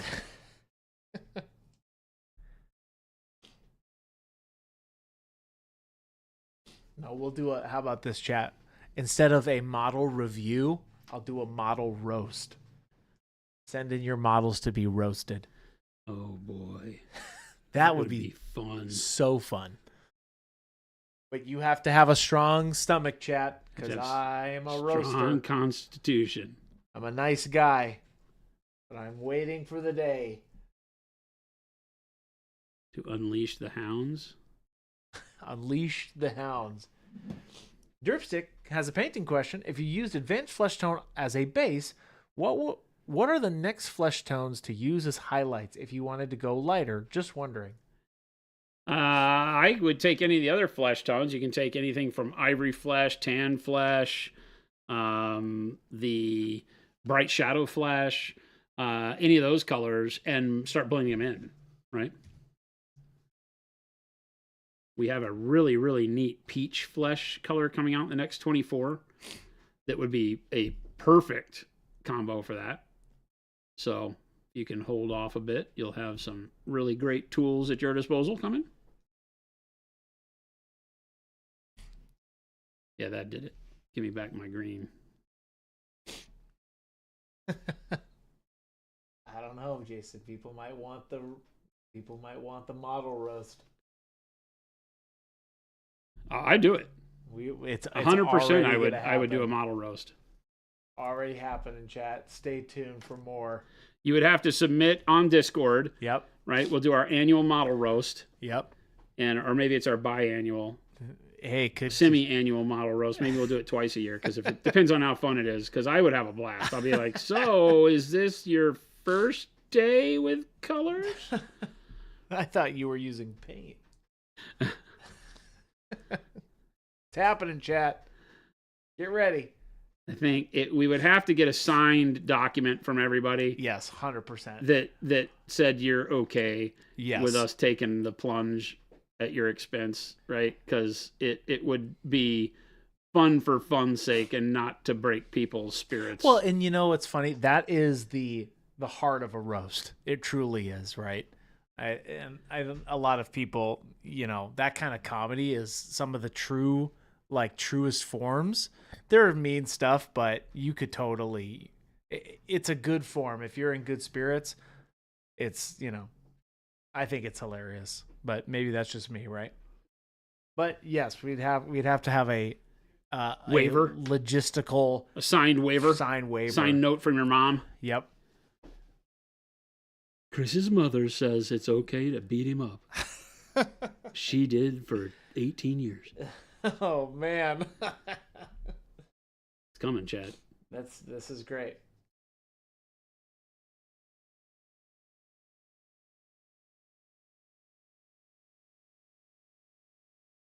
Monument finger painting competition. That could be fun too, Grant. I like that. Little Billy, there's no room for goo goo gaga babies in roast stream. Chris, you're out. Little Billy, public enemy number 1. You should send your model in. See what happens. Submit. A little bit, I think you'd fare very well. That's funny. That's funny. A boohoo waiver. Yep, that's right. You waive all your boohoo rights.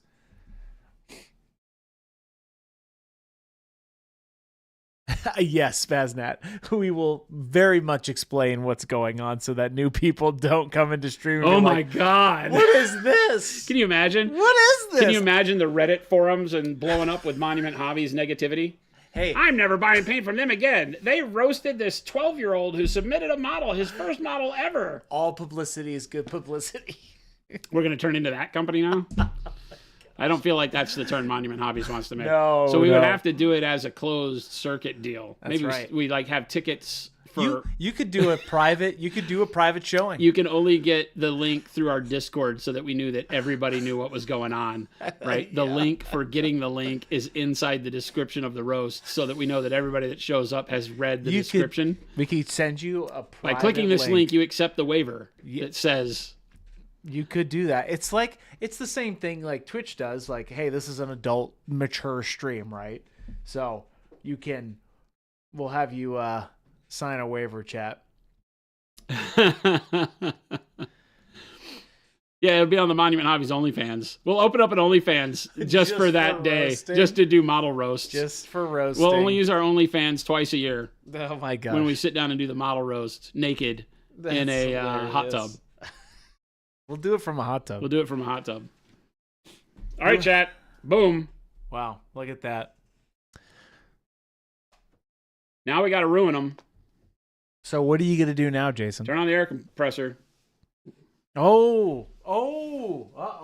Turn on the air compressor, chat. There we go. Here it is. Somebody mentioned hopes and dreams in an empty box.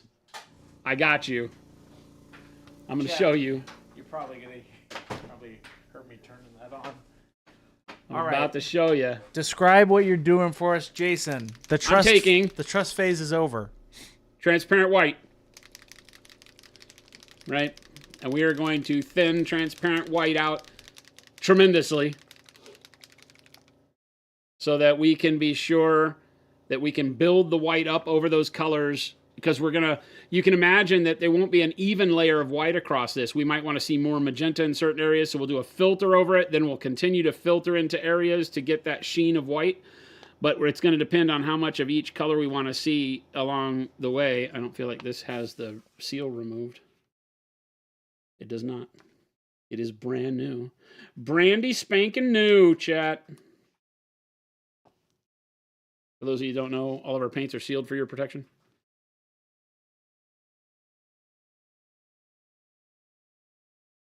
Oh, that's because yeah, it's brand new. Brandy new. Okay, so we will. Right, some transparent white. Call that 6-8 drops. Some glaze and wash medium. Our fantastic mixing math. I'm going to go 1, 2, 3. You're doing increments of time? Yes. I need you to count with me, chat. Here comes the water. 1, 2, 3. And a half. And a smidge more. There you go. Wait, were you squirting the whole time? Excuse me.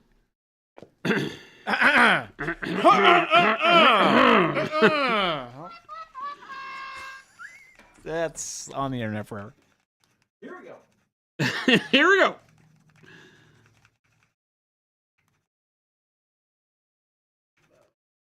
He says, excuse me, what? Sorry, chat. If you don't want me to drink it, why does it look like milk? That's a good point. Somebody said, does it taste white? It smells white. Oh, chat. That was close. Make sure you're all awake. It smells like Elmer's glue. I didn't eat Elmer's glue as a child either, so I'm not going to eat the paint. Stop eating the paint. All right, airbrush. Badusha. Right, now remember how we taught you last time. Seat the needle. Right, and then dump. There you go. Fill to the bottom of the cup. Don't overfill. And here we go, chat. The idea is that you still do want to do a test of the opacity on this. This is where you must go get hand tattoos. Don't tell your mother that I'm ruining your life and making you unemployable. But you want to get hand tattoos so that you can test the opacity of the white. I'll spray it around on my hand and you'll see that it's not really, if you can get a zoom in on that. See this area here? It's starting to desaturate my tattoo, but just only slightly. You know, but I'll show you that there is color there. If I go hammer down, you'll get a bunch of liquid. So it's very, very thin in opacity. And we're going to do the scariest part of painting. Oh, man. The glaze over layer. So here we go. Red eye. Starting across the top. I'm going to do this first layer over everything, and basically the only way I can tell what's happening is by looking for where the model is getting wet. Here we go, chat. That's right. The trust me phase is over. Oh no, we're still definitely in the trust me phase.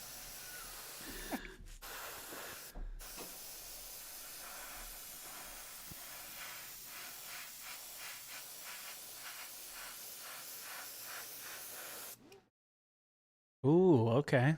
See how those, it's a little bit more Yep. milky than the other side, but I've got it all wet. I'm not going to overload it all at once, so we'll switch over and do this side. Just like brush glazing, you do not want to put so much material on the model at any given time that you start over wetting it. It'll start to slide around, pool up in weird ways. Careful, SpongeBob. Careful, SpongeBob. Careful, So I just will keep rotating the model so I can see the sheen in the light, make sure I'm getting a good even wetness across the entire surface here.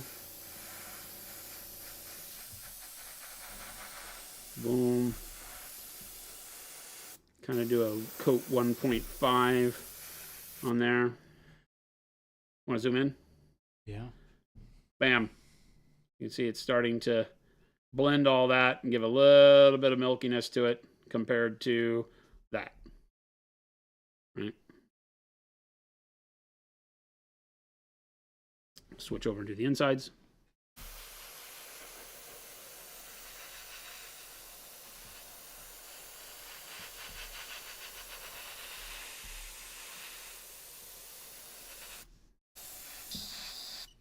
Oh my god. I'm using so much. I did not mix enough paint, chat. We will have to mix up batch number 2 because I'm going to use all of this just on the first one. It's so thin. Right.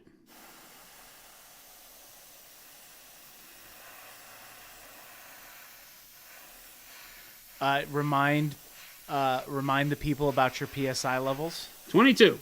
Always 22 with everything we do. We never change it here. Why? Because it does everything I need it to do at 22. It's pretty simple. You described it the other day where it's like if you have too much PSI, it might clog your, it could Well, too much clog PSI, and you start with forcing too much air through the nozzle, and your paint starts to dry as it's flying to the model, right? You're trying to force too much paint through the aperture, and so if you're not painting super, super thin, it'll clog the needle nozzle there. So you got to be careful with high PSI. It can cause you all sorts of problems, and there's no necessity for it. I mean, most brushes are not rated for over 30 PSI for continual spray anyway. It'll bust the seals, give you all sorts of problems. So, keep it simple. I say 20 to 25 PSI tops. There are some people I know that paint at 30. There's some people I know that are crazy and paint at 50. Aaron Lovejoy, I'm looking at you. Okay. Boom. Now just air. A lot of glaze wash medium in here. A lot of water. So I'm just using air, no paint. I'm just pushing down, not pulling. And this will help speed the curing process. I don't like using hair dryers. I don't like adding warmth into this scenario. So if you use a hair dryer, run it on cool.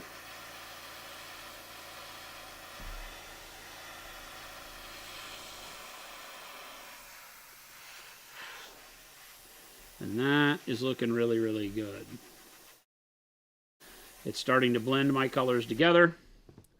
I can see less of my choppy brush strokes, but it's also starting to give me kind of a milky white over the top. Now I am going to run out of paint and I'm going to need to remix some, but I'm going to go ahead and go over this one again. Now with my second coat, I'm going to treat it more like a pre-highlight. I only want to be spraying down so that I don't get any more white up into the shadows, right? Mm-hmm. If I keep painting like this, like I did just to make sure I covered everything, white will start to build up in the darkness that I've been leaving alone with all of my brush passes.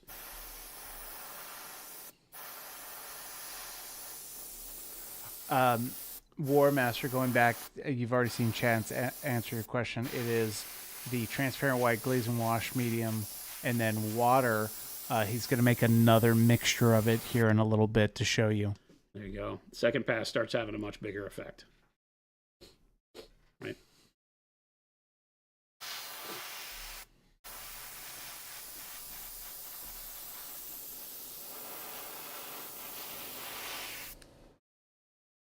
Bingo. Now it's starting to happen right in front of your eyes.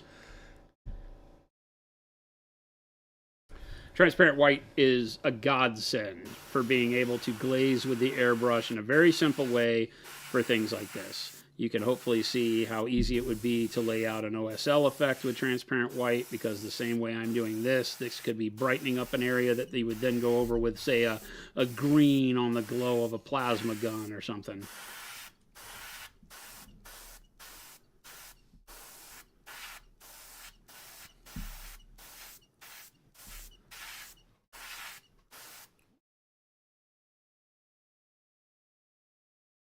Now we're starting to get white wings.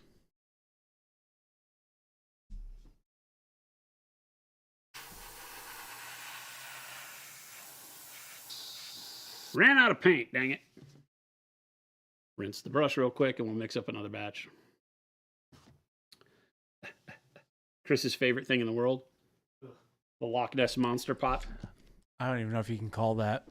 Maybe like, you know. Nessie lives in here, dude. Nessie. I don't even think Nessie is going to live in that thing. I've seen it. It's like, I'm lost for words. The pit of eternal peril. No, it's the gorge of eternal peril. It's like a cenote. It fell through into a lower cavern. Yeah, it's like you're getting into another dimension or world. Yeah, it's like there's a Stargate down there. The Punisher. Is he even allowed in Twitch's TOS to show that thing? I don't know. As long as you don't tell them. That's a great question. Everything's allowable till you get caught. If you turn us in, we know where you live. Yeah, I would like to see that ticket submitted. Can you guys? This is, I don't know how to describe it. You'll have to watch, and then we can get them to paint too. There's this horrible scene happening over on the Monument Hobbies Twitch. It's absolutely lost disgusting. for words. My child was watching. Again, 1, 2, 3, 4, 5. Now, obviously, that's not very super scientific, even though it is, right? What parts would you actually say that is? Like, how many parts? I like to think like 3-to-1 glaze and wash medium. With, earlier I said with transparent white, you're probably better at a 50-50 ratio. And then just enough water to keep it thin enough to go through the airbrush. The water is really just there as a viscosity thinning component to make it a little bit better for flow through the airbrush, because the glazed wash medium is the same viscosity as the paint. The paint is fairly thick. Well, in terms of liquid acrylics, it's fairly thick. It's not thick at all, but the water just thins it down a little bit so that you can spray it better.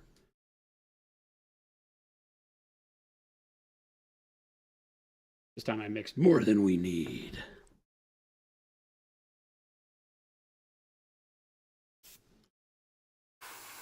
I'm going to zoom in real quick.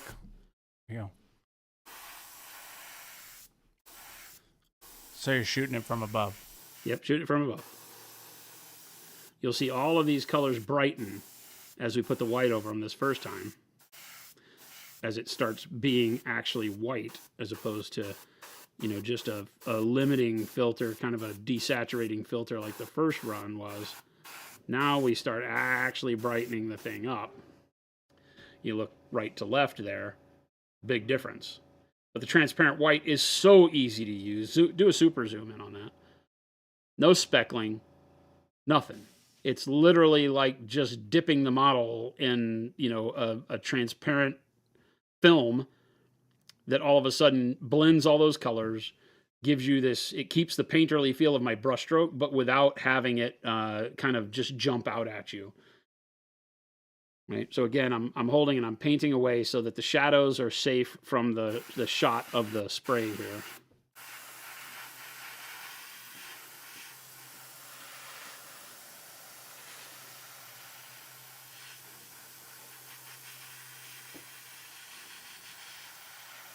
But this pass is still meant to get all of the feathers it can see. Right. So while it won't get in the shadows, it will get everything that it can hit from this angle.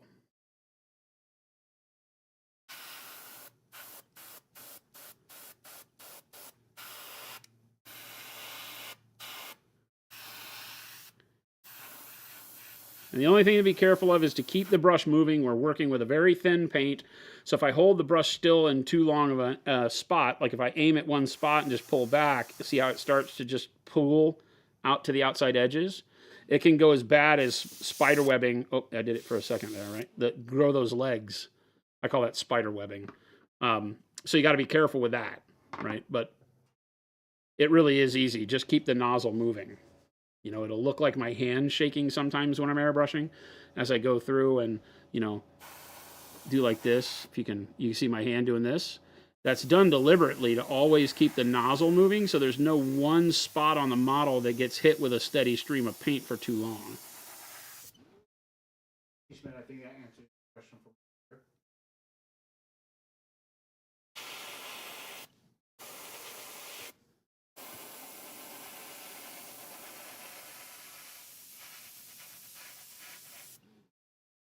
Make sure we get that top where the yellow is. Sink some of that yellow a little bit further down.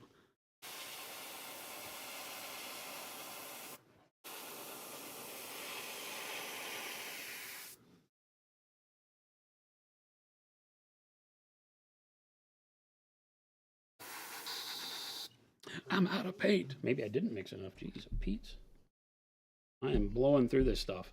You can see how low opacity it is because I've already gone through. This will be airbrush cup number 4. I never use this much paint except for things like this.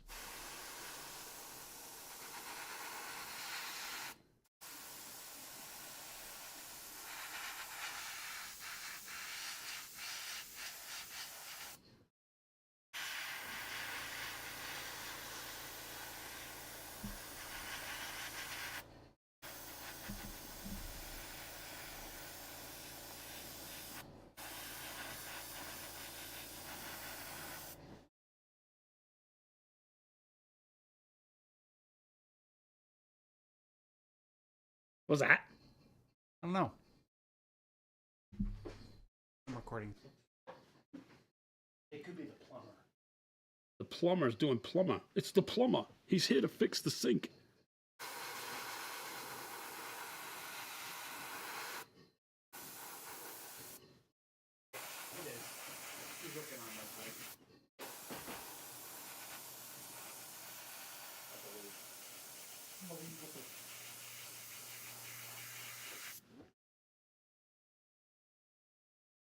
All right, so now that transition from green to turquoise is all natural because the white kind of blends it all together. And the same thing as I go in and I search for a way to make sure that the dark hot pink starts blending in at the edges where the green hits there. Just hit it with a little bit more of the white.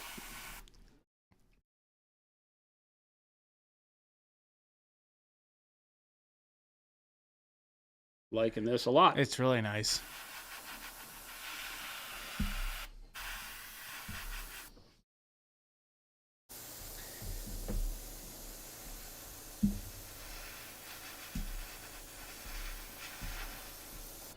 This is looking great, Jason. Chat, we're going into overtime.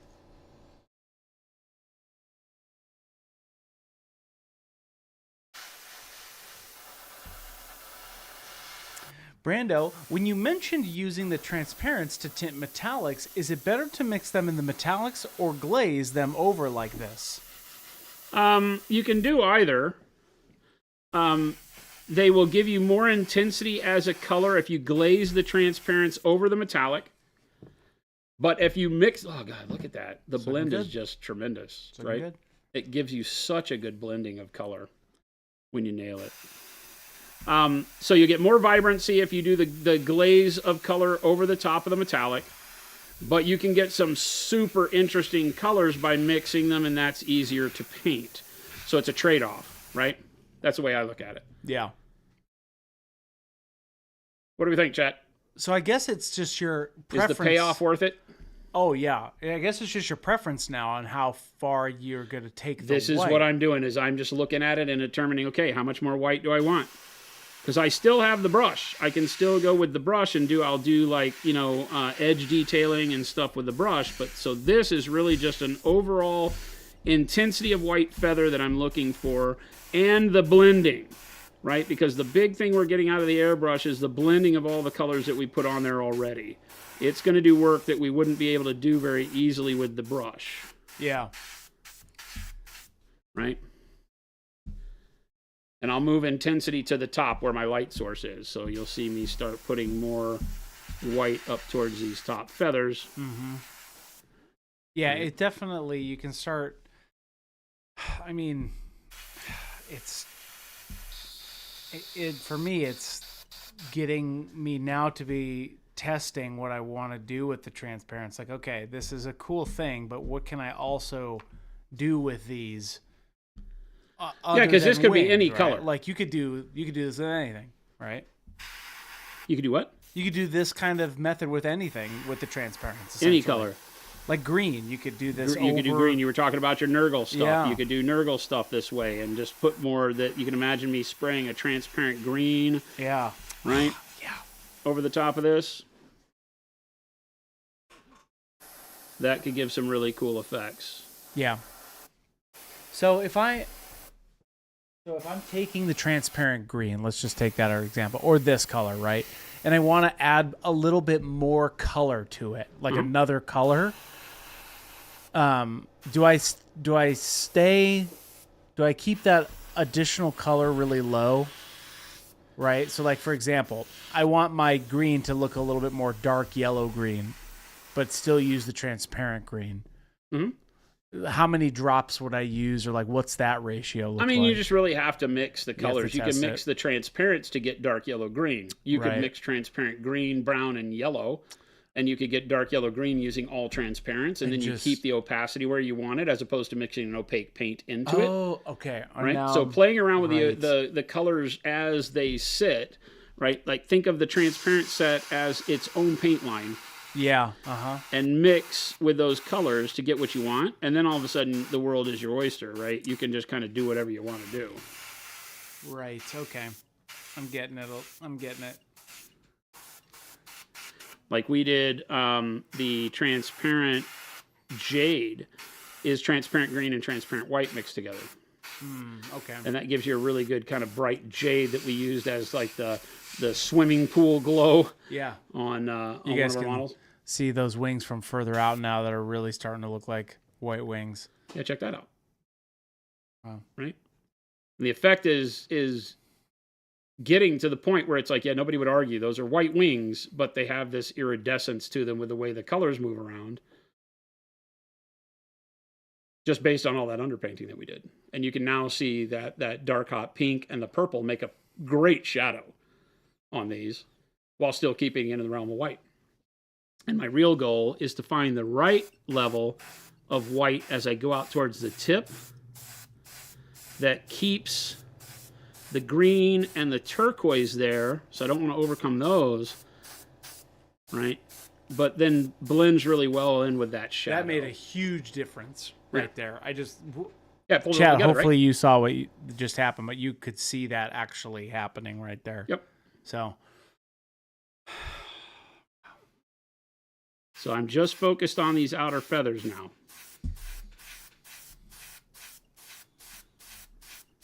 Trying to tune that big shadow at the bottom of the wing.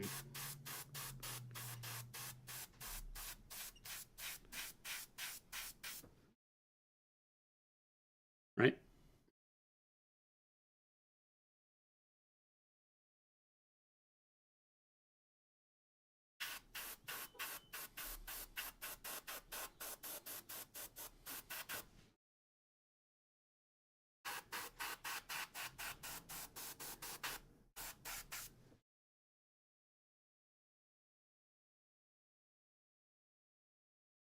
Pretty amazing.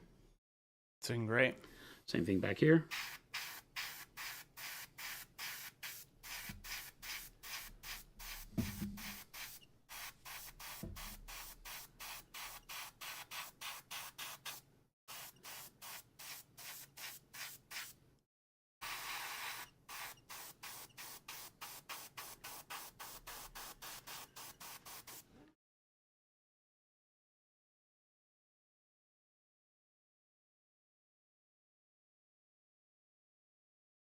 This angle's hard.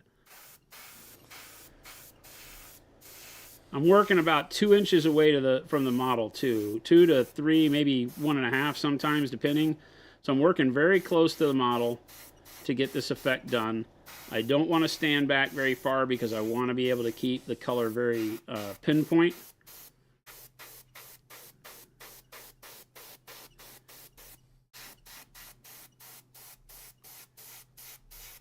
And these subtle changes, you just have to tune your eye to look for them as it blends those colors together.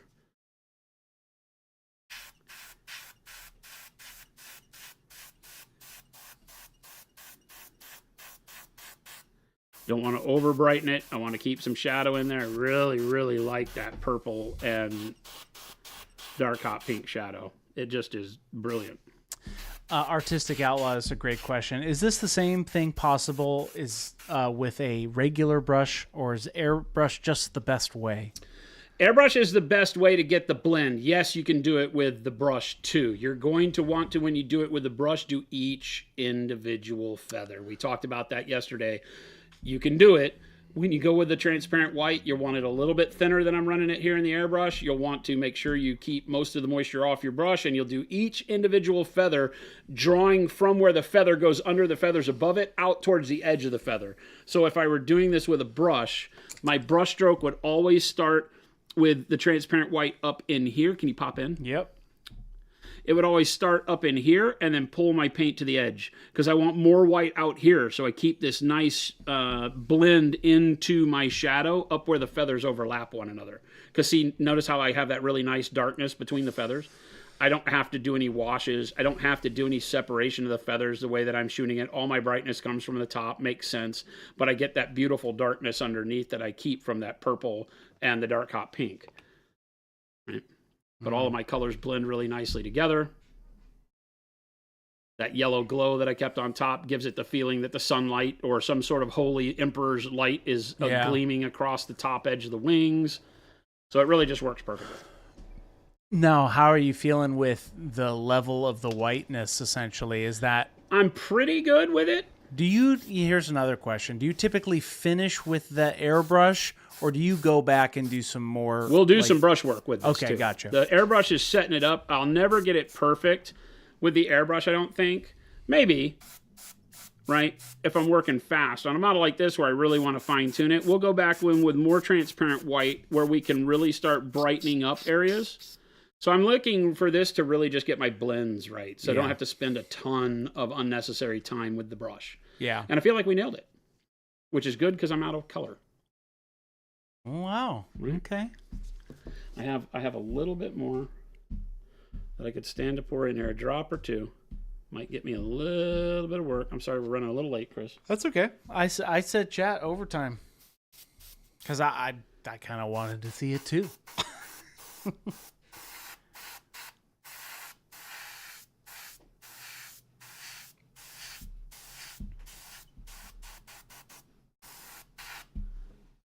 Looks like wings. That's right, Paint Liquor. Good thing I took a before picture.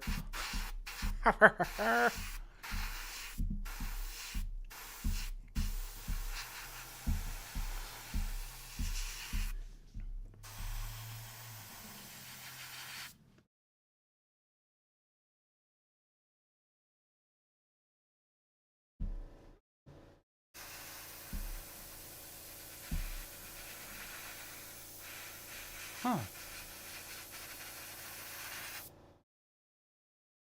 Yeah, that's it.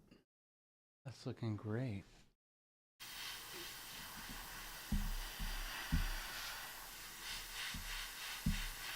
And you can see this is what, 5 or 6 layers of this we've done basically on each of these. Yeah. Source has a good point. Now this is the point where I go way too far and ruin all the underpainting. Well, and that's the key, right? Is that you really have to learn that patience to where to push it, how far you can get away with it before it starts overcoming all the work you've done. And I'm at that point where if I make too much more decision to put white on here, I'm going to start ruining things. Not ruining, but I'm going to start losing contrast. So I think this is where we stop with the airbrush, and then we'll pop back in with the brush to do the rest of the work because I'm really, really happy with that. I think that gives us, if you want to pop in really close, right? It keeps all of that work that we've done. We get all that texturing of the feather is in there, but it's underneath the white, so it feels kind of fluffy and has depth to it. And then we go back in with the white, the transparent white, and possibly titanium white, and we start doing the final detailing on there, right? But it's blended like most of my colors are not chunky as we go along the vein of the feather anymore like they were. So it helps to smooth out all of your work so I can paint fast, be, you know, very heavy with my brush strokes, and get a nice blended color out of it because of the transparent white.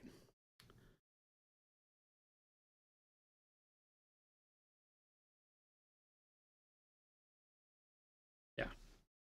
Nice, look at that. It's looking great. Yeah, that with the gold armor is going to be spectacular. Swamp water. Swamp water.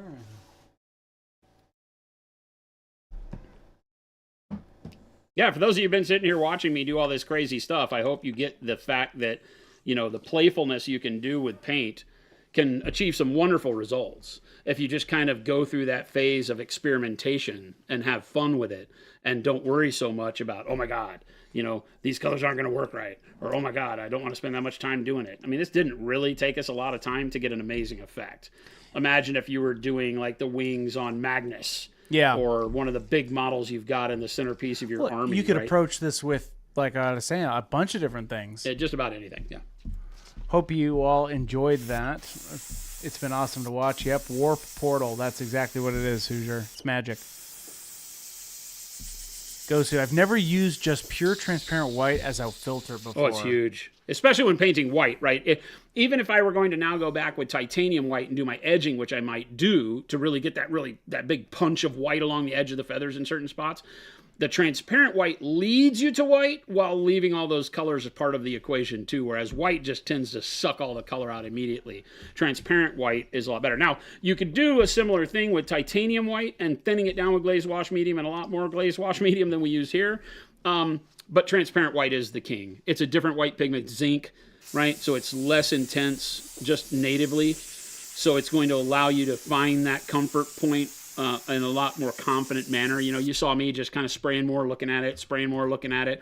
Titanium white's going to have a bigger effect right out of the gates because it has way more opacity to it. No matter how much you thin it, the pigment is still opaque.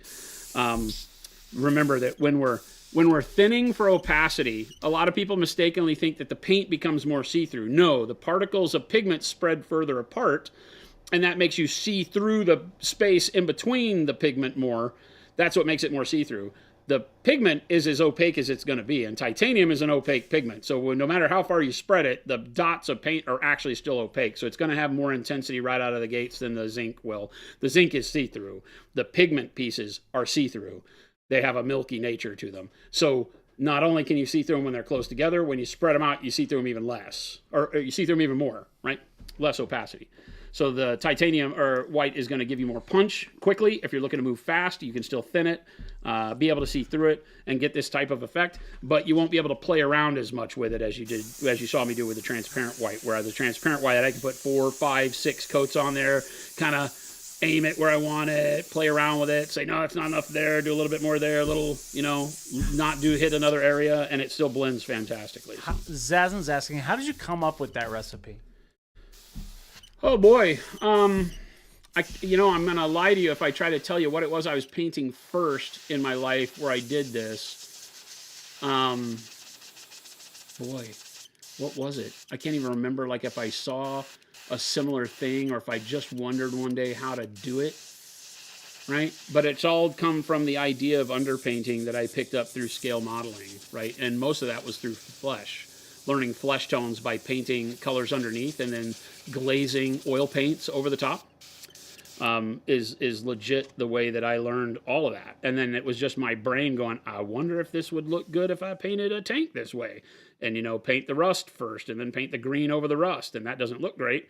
But then you do the dry brush style and it looks fantastic. So just experimenting. I've never been afraid in my life to experiment with color because none of the models, as much of my allowance money as they cost me, none of them were ever so dear to me that I didn't feel like I could, mess them up and be bummed out about it. It doesn't mean that I didn't mess up some paint jobs and cry as a kid. Like, oh my God, my tank's ruined. The first time your dad or somebody picks it up and says, no, it's not, look, and primes it again and then you paint it again, and you're like, oh, it was red. Would you use a transparent black if you wanted to do an oil slick sort of look? Could you do this with transparent black to get black raven style kind of wings? You could, yeah. Uh-huh. Yeah. You've seen me in the past do that with ravens. Yeah. And we do the transparent black over blues and purples and things like that, and you'll get that sheen. The black armor on my Blood Angels Death Company is done that way, where we start with the Payne's Gray and white blue, build it up to a nice bright white blue color, and then transparent black over the top of that, and it keeps that blue to it. It's the way with the wash that we did the armor on Antonio L. Tigre, where we kept the bluish nature in the backdrop of that, because this was all Payne's Gray and white blue, and then we put the black wash over the top. So not transparent black, but same concept, right? And this is all done with brush. So for people asking, how you did could you do the wings with a brush? Yeah, you could. I did this black armor with a brush, doing the same process, underpainting in kind of a sloppy manner, then doing the wash over the top consistently to drop that back, but to maintain kind of a bluish black. So you can use the black. The black, I was mentioning yesterday when I was asked this question, that when you're doing that, the colors that you use need to be hyper intense, because the black is going to darken them immediately, whereas the white brightens them. On using white as a filter, I can stand to use mid-tone colors that are very vibrant, because with the white over the top, it's going to brighten those colors up first. The black immediately darkens them. So you need to start with almost like fluorescent style colors. I wouldn't use the fluorescents, although you could paint them out of white and then do the fluorescent paints like we did here, and they'd be super bright, and then filter black over the top of that, because the black is going to make it harder to see the colors from underneath. Any darker color filtered over the top is going to make those colors harder and harder to see. It's the same with flesh. When we underpaint for flesh, works well in that kind of mid-tone skin coloring, and as soon as you go darker skin, and especially if you get into like dark African, dark South American skin, then all of a sudden the underpainted colors go away very quickly, and you wind up glazing them back over the top. So sometimes you change your process. You paint the feather color first and then glaze the colors in. So if I were doing crow wings on a demon with black wings, I might paint them blacks and grays first, and then glaze the blues and purples back, and jades and magentas back over the top, and then do a very quick filter of black on that sinks them again and makes it multi-layered, right? So it doesn't look like you spilled colors on the top of the black. So interesting. There's a little bit of a technical difference in working with light colors as a filter and dark colors as a filter, because of the impact dark colors have over those colors underneath them instantaneously. It doesn't give you the playground that a light color does. Next paint adjacent challenge: post a picture of clean airbrush water bowl and see what people end up with after 6 months. That was the warp portal. Pixie Lou, what's going on? Off-topic questions always welcome. But do them quick, because we're done. I'm very happy with this. I think this is a great starting point for the wings. Oh, yeah, it's great. Now that it's all dry, I don't have any more shininess on there. You also see that the transparent white is very matte, right? So we don't get any satin, even though we thin the absolute crap out of it. Yeah. It's still a very matte finish on here. Oh, absolutely. Here we go. You always end up with a desaturated palette on your minis as a base prime black, and then glaze up to whatever color I need. Yep.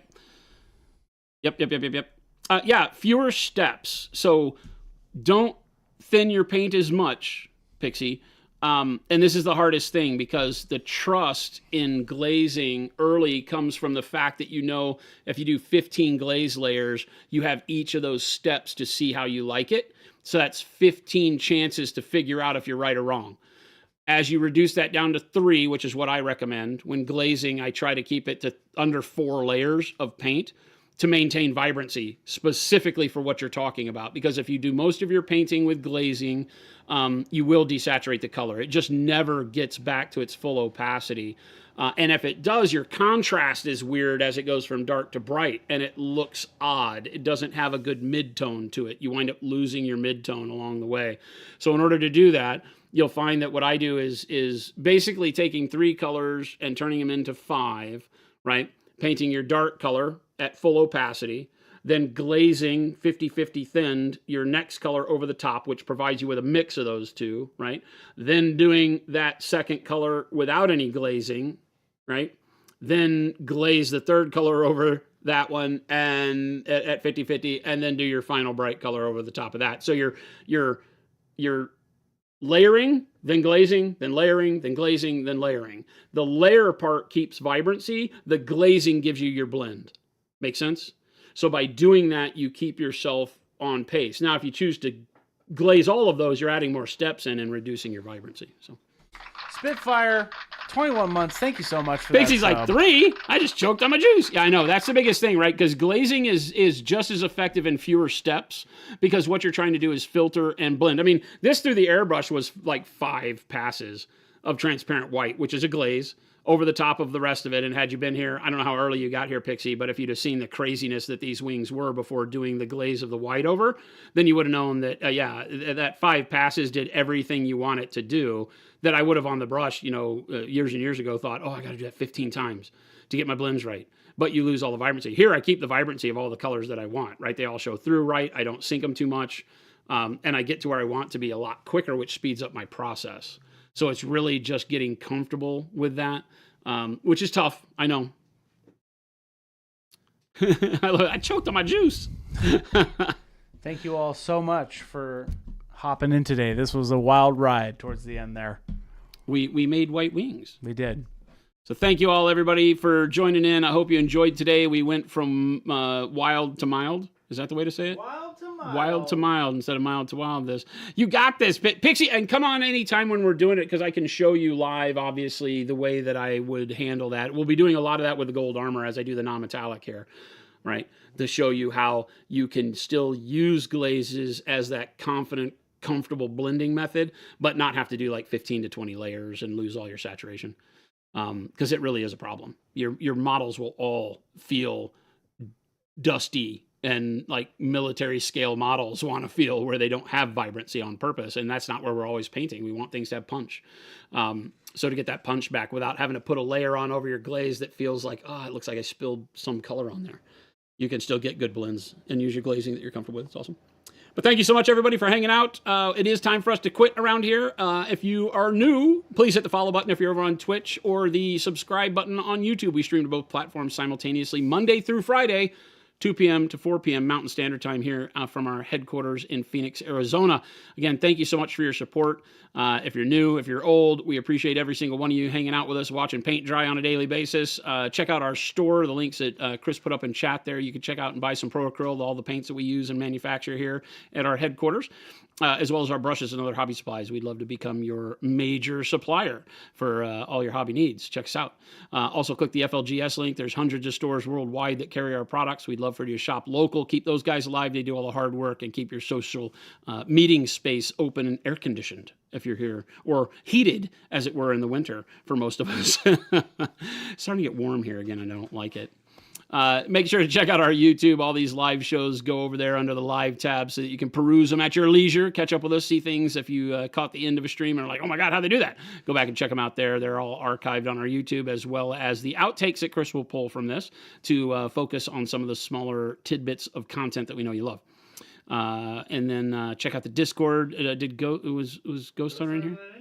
Oh, he's not here. So there's 5,000 nerds just like you guys over on the Discord. Over 5,000 amazing artists for inspiration, funny stories, bad jokes, and bitching about daily life that we can all commiserate with and have friends. So go make friends on the Discord. We'd love to see you there. Stick around. Chris is going to find somebody to raid. So show some love in the chat we wind up in, and we will see you back here tomorrow. I'm out, gang.